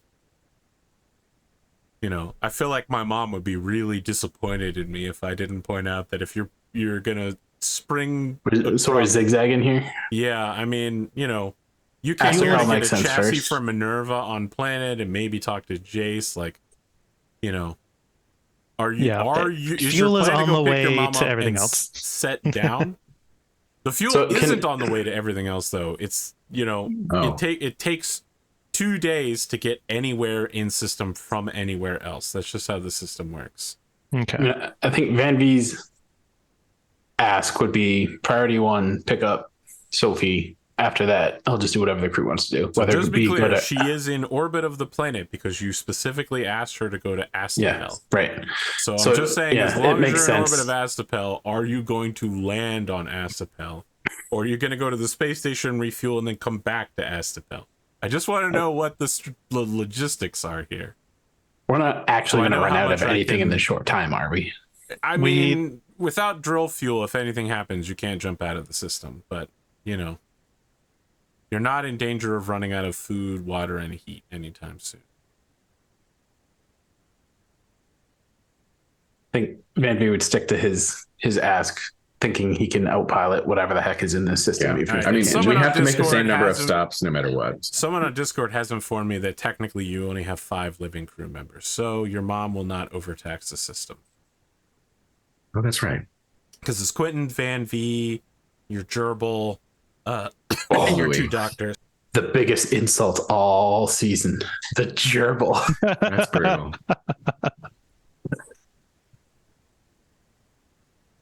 I When am I was just, curious what the 7 was. I was like, wait, who else do we have that I don't know about? And I can't say MINERVA in front of me. It's funny. the Capybara Max is a crew member, but also it takes up oxygen because it's a living being that's fully human size. Okay. You go ahead to pick your mom up. In our live conversation, I say on our way to pick you up now. It I'll will see you take soon. 24 hours to get there.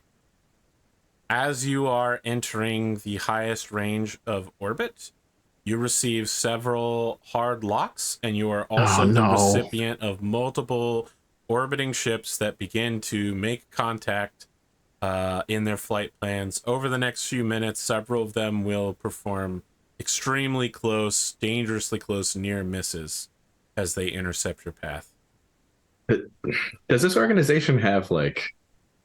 Shoot, I don't know. Never mind. I don't know. I don't have a good thought here. Just to be clear, you left Anita Wazim on planet to piss these people off. Yeah. Somewhat. You have not No, contacted definitely. her at I gave all her some in that money time. and told her to. You have Try no to- idea what's happened since then. Can we check those messages on our way in, though? Like the rest of the messages? From Anita? There are No, weren't there messages like from Anita. some updates from the Golden Goose? Oh, yes, of course. Hold on. Oregon, like I thought there was a couple Maybe other pull up a messages local that we didn't touch newspaper yet. digitally. Oh, you're going to Yeah, pull up a local local news. newspaper. Yes, I feel like yeah. we should do that as a practice anytime we jump That into. should become the norm. So the big local news is that Throne Corporation, part of the Echelon family, has announced in this system that they have come up with a new solution for the psionic drug problem just in time for, like, like your news that there is a psionic drug problem happens, and within like a few minutes there's the announcement that, like, wow, this huge breakthrough just in time, stock prices soaring, incredible.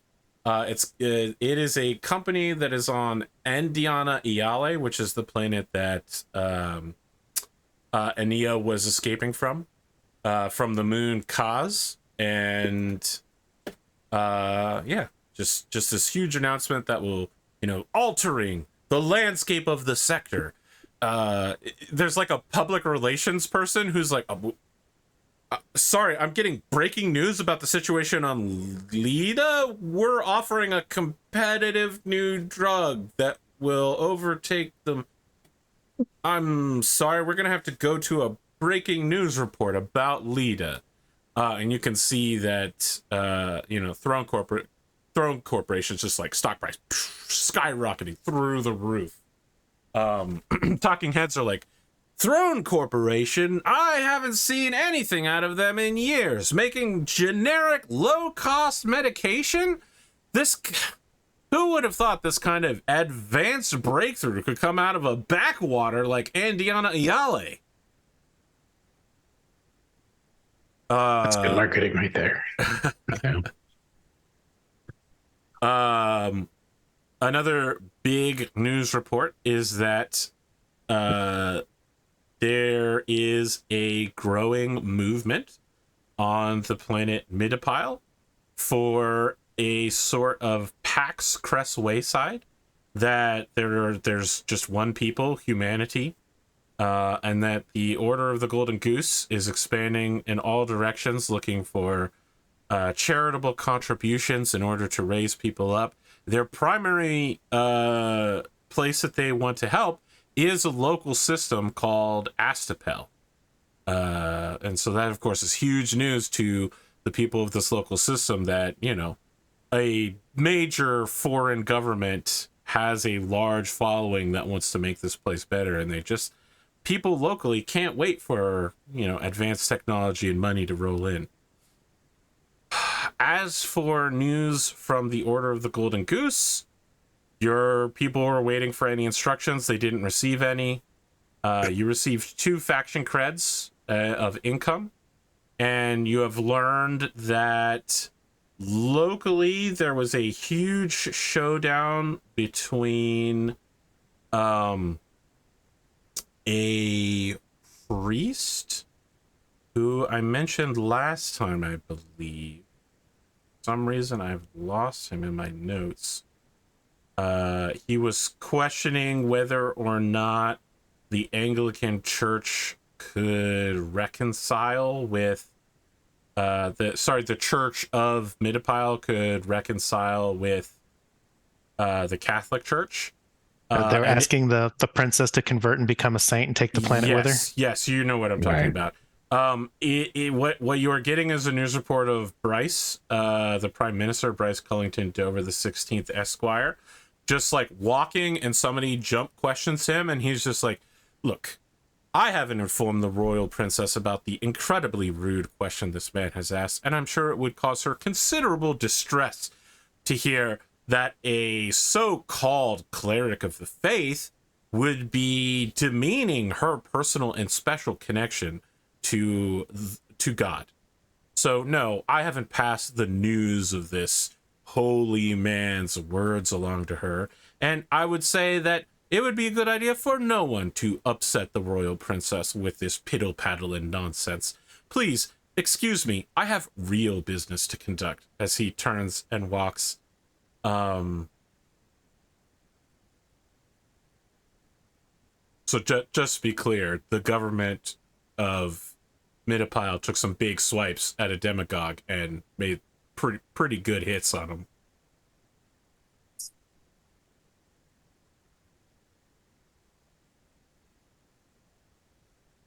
can't. Was that all the find this messages? I didn't remember all of the ones that we listed now, but That is, I believe, all of the messages. I feel like during our transit time, we can sort out our order of operations here, but then also figure out, are we actually going to go to Midpile or no? Because we got conflicting messages that I'm assuming we all shared amongst each other. yeah. Well, yeah. at least for now, we're picking up your mom, so you can talk to your mom. I'm going to send a message to Jace.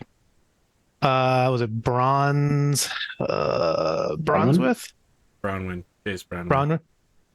First time I've gotten the name Jace right Brownway. this entire campaign. Inquiring about chassis.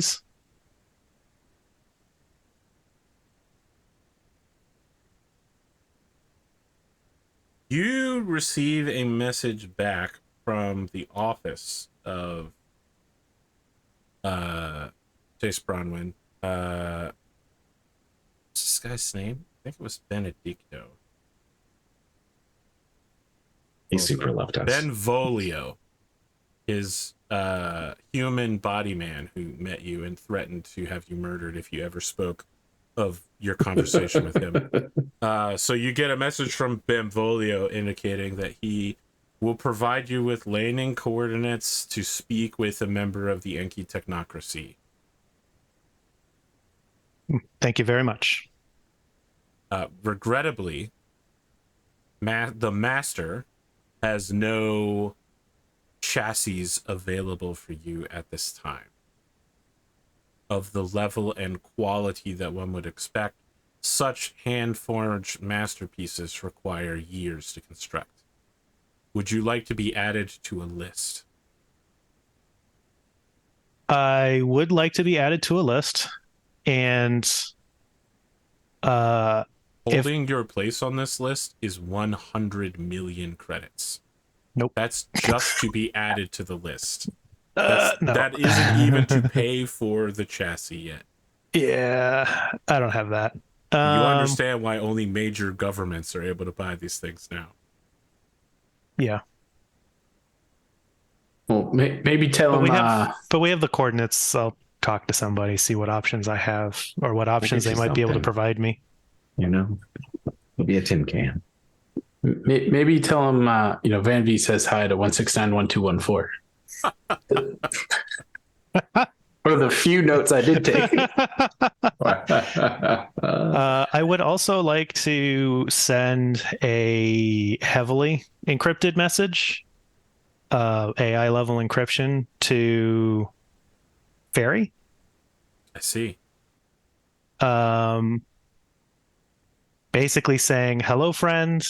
I find myself in a bit of a situation. I'm not sure if maybe you have some information to help me find a way to solve this, but I find myself without a physical medium to leave the ship I'm on. Any information that you may be allowed to provide I would greatly appreciate it. Thank you very much. Okay.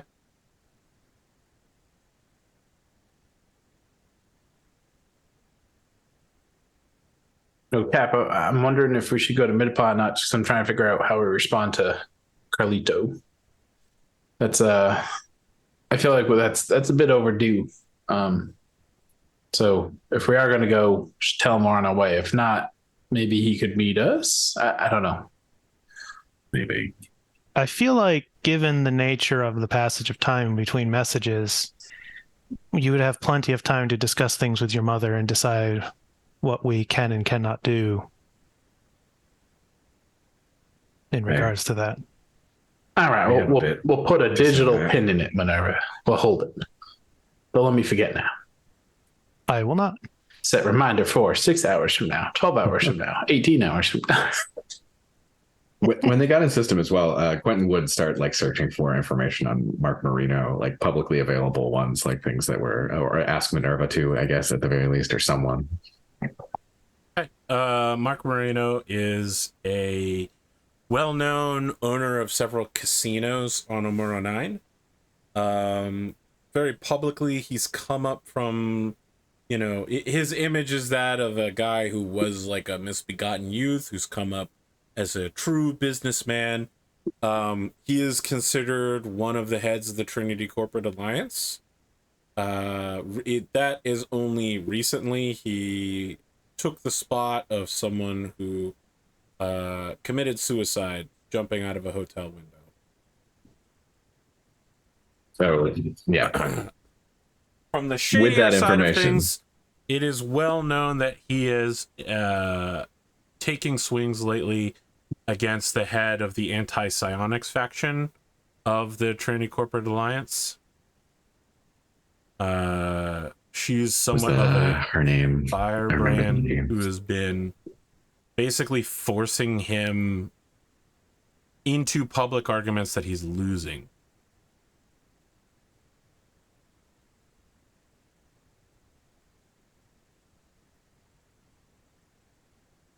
So 'cause I feel like I, the player, screwed this up somehow. Did you say Mark Marino is one of the heads now of the Trinity Corporate Alliance? The same That is thing. correct. Yeah. Carlito's in. That's correct. That's why I wanted to make sure that we checked for that public info so that we could then turn that around and say, so this is exactly why Carlito has to be reaching out to us. The other member, the third head of the Trinity Corporate Alliance is Lante Valentina,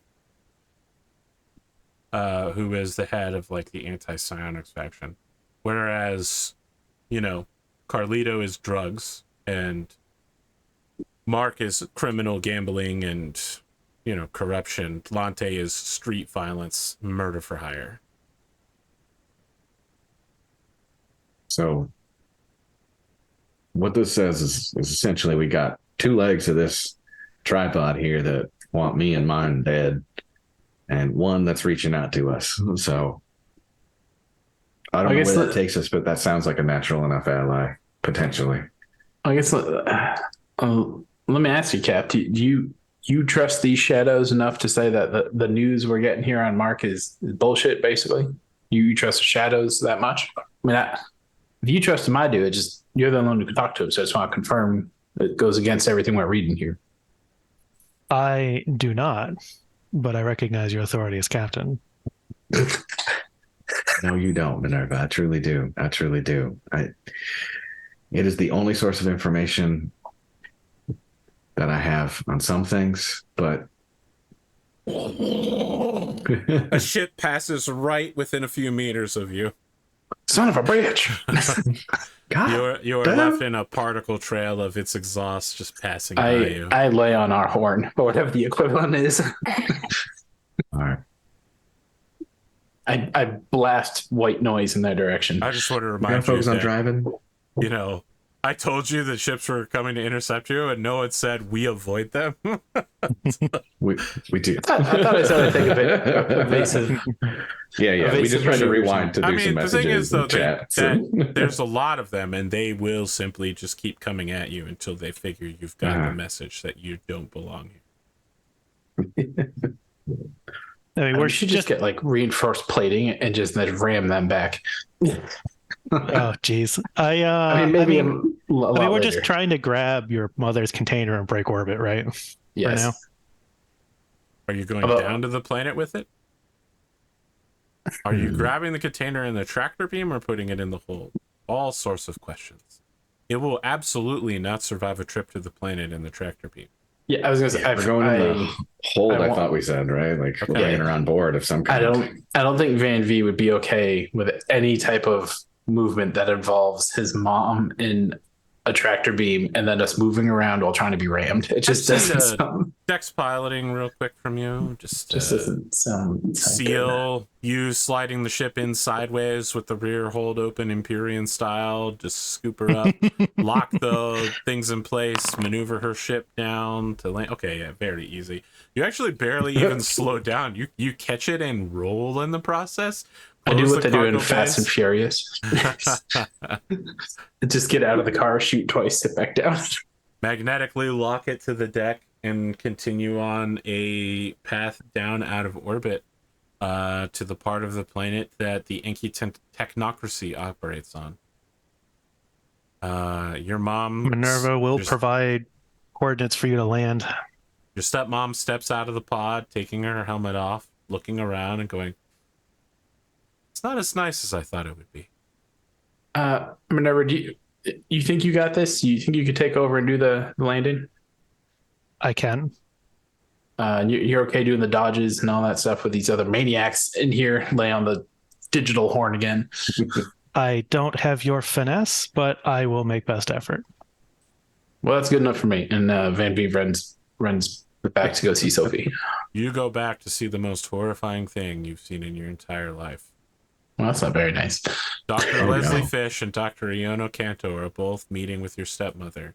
And I go back to the bridge. I go right back to the bridge. Topic of conversation appears to be you. I go right back to the bridge. Change of plans, Minerva. I thought twice about it. Now that my mom's on board, I should probably pilot. Quentin would be down there welcoming Sophie as well, since he's not piloting. Minerva, can you open a one-way listening in feed to the cargo? I can. Please opening up a one-way communication feed so we can listen in. Wouldn't that violate their privacy?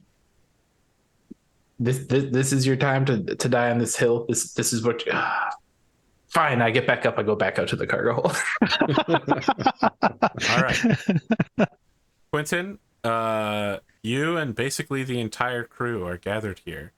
Sophie is listening to Dr. Fish go, your son, what a strong physically and mentally.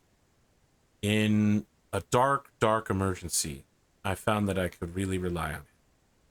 And she goes, wow, that's, I tried to raise him right.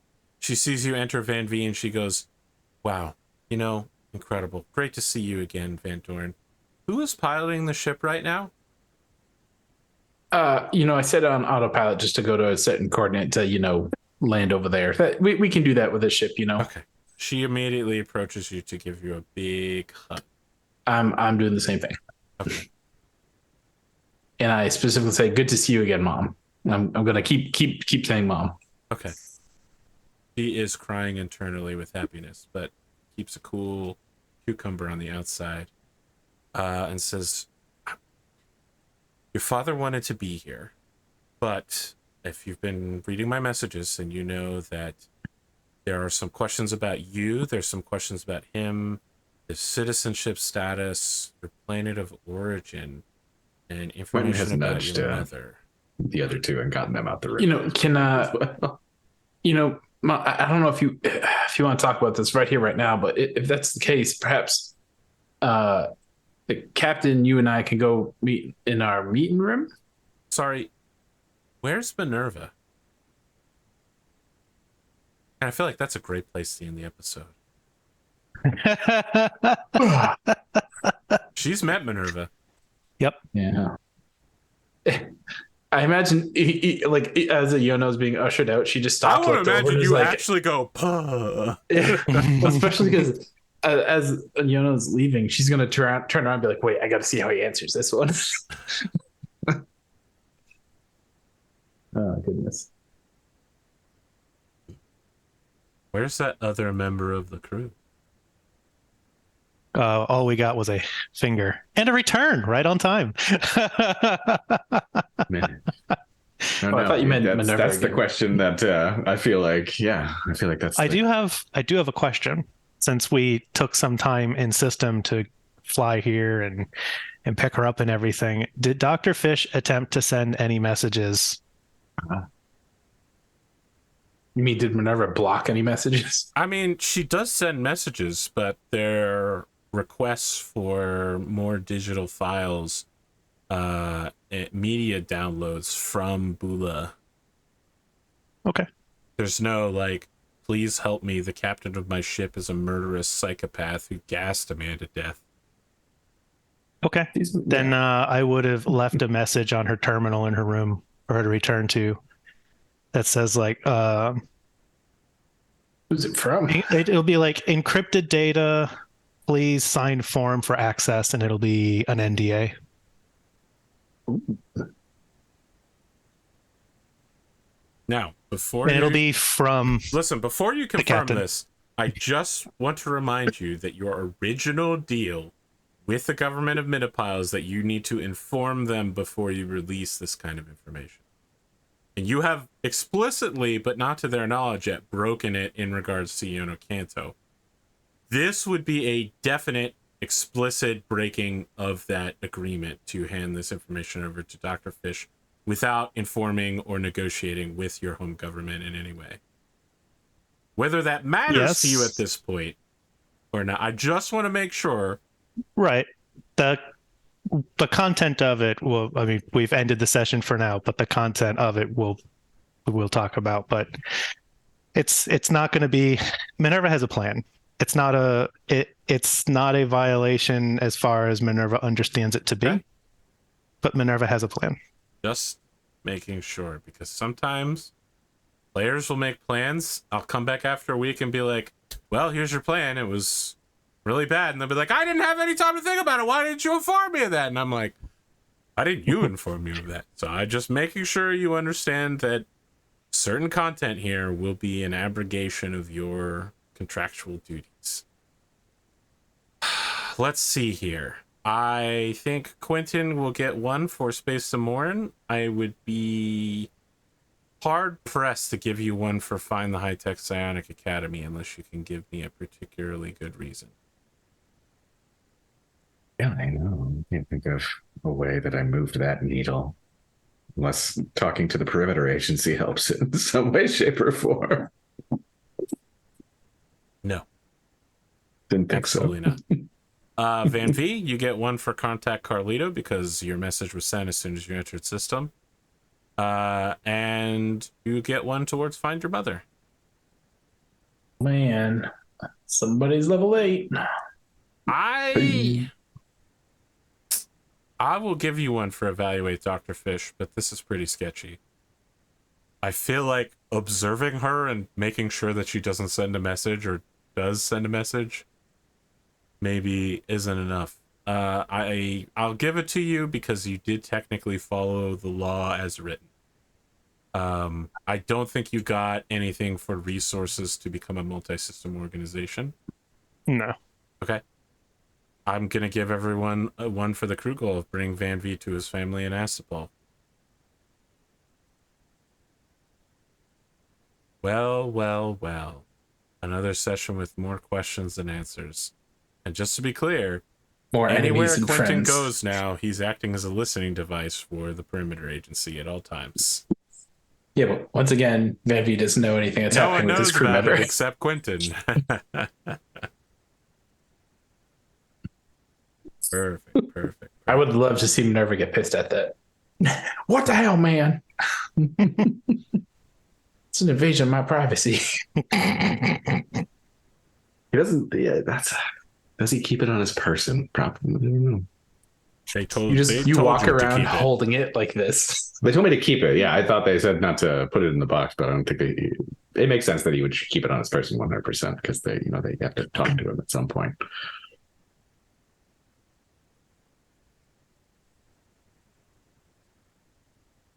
Well, is there any post-game chat you want to discuss about? Plenty of weird shit that happened this time around. I didn't realize you guys were going to be blindsided by the fact that the Kalanomian government still existed in exile and was kind of pissed at you. You were like, we're heroes! And I'm like, oh, we know who the fuck you are. I wasn't surprised that they existed. I was surprised that they were in orbit of Lita. That's what surprised me as well. Yeah, because with no Their ship. plan was to use passenger vessels to allow them to land with enough weapons to effectively conquer the planet in their eyes and become the master of all psionics. How reckless and ridiculously outnumbered they would be, entirely reliant on TL3 weaponry like a Tommy gun to fight people who can pull chunks of rock out of orbit. There's a reason that they lost control of the government. Van-Vee just moved him from the They are good back to unserious the people. bad. They were never good. It's just that their opposition is also bad. In a way. I mean, just to be clear, both governments are existentially fascist and overwhelmingly controlling, but at least the cyber communists are doing it for the good of the people, assumably, as far as you know. Figure out who exactly is in the good category. Or who's Barry? Depends on who you're talking to, right? You know. I mean, Especially Quentin is The he's AIs ahead of only. state. Is he? We'll see. I don't know. There's got to be somebody who Don't you can trust win the that royal election. princess? Name one bad thing Metapile's done. Yeah, it's tough, isn't it? It's hard. It's tough when we don't read the news ever. I mean, That's not my fault. if there's a chance for us to be able to answer that question, it'll be if we go to Midapile. Yeah. Banana's government is complicated. Oh, yeah. Reaching out to Midapile for support is definitely on Quentin's list. It's just a matter of like, what would that look like? He has no official like connection to them except through MINERVA. So essentially, that's the path. So here's the problem. You're an ambassador of a headless government. There is no it's Psionic exactly it. Academy, He has no so authority. That's who why I credits didn't. you? Yeah. That's why I didn't reach out to any like government official directly like that yet, because it's like he has Really? no. Because you reached out to Johnson. Well, see, but that's a different thing, right? Like, because he's not doing Is it in it, official though? capacity Because right as now Johnson is writing down that you're the new head of LIDA. He has a Manila did folder Quentin with say your that? No, but that is the functional. That is, listen, just because you didn't say it doesn't mean that's how they're functionally defining your relationship. Sure. But just to be clear, I'm just clarifying why Quentin did not like immediately reach out to actual heads of state or like other countries, because he doesn't feel like he is at this stage, although he did accept responsibility for anyone, you know, for people on the planet trying to organize, etc. But like that still hasn't sunk in. And also it's not like to him official, like these people wouldn't necessarily, why would they agree to his word that he's now in charge of a planet? I don't know. That's still a thing he would have to get used to, I think. That roll was shit. What were you rolling for? That's HP. Wow, look at Mr. Level Up over here. 3, 3, 2, 2, 2, 1. That's how I roll. That's why I have gone up by like 1 to 2 health every level up. I'm so sorry your roll didn't go the way you wanted it to. That's literally 12 points lower than my current health. Which means you went up by 1, right? Yep. Yeah. That's brutal. I was just like, wait a minute. I feel like I got the formula wrong, but nope. It's just that bad of a roll. I do want to say this. I was considering doing a series of ending scenes of Mark Marino and gosh, what was his name? Bokazis, Dutch Bokazis. That would like start in the recent past and work its way back to the time that they first met, so you could understand how they got to where they got to. But it ended up being too complicated to pull off narratively, to like have the most significant thing happen in the farthest past. Mm-hmm. I was having trouble writing it out. Sounds interesting. Well, I'm not an author. Any final still thoughts? Are we good for next week? I am. Yes.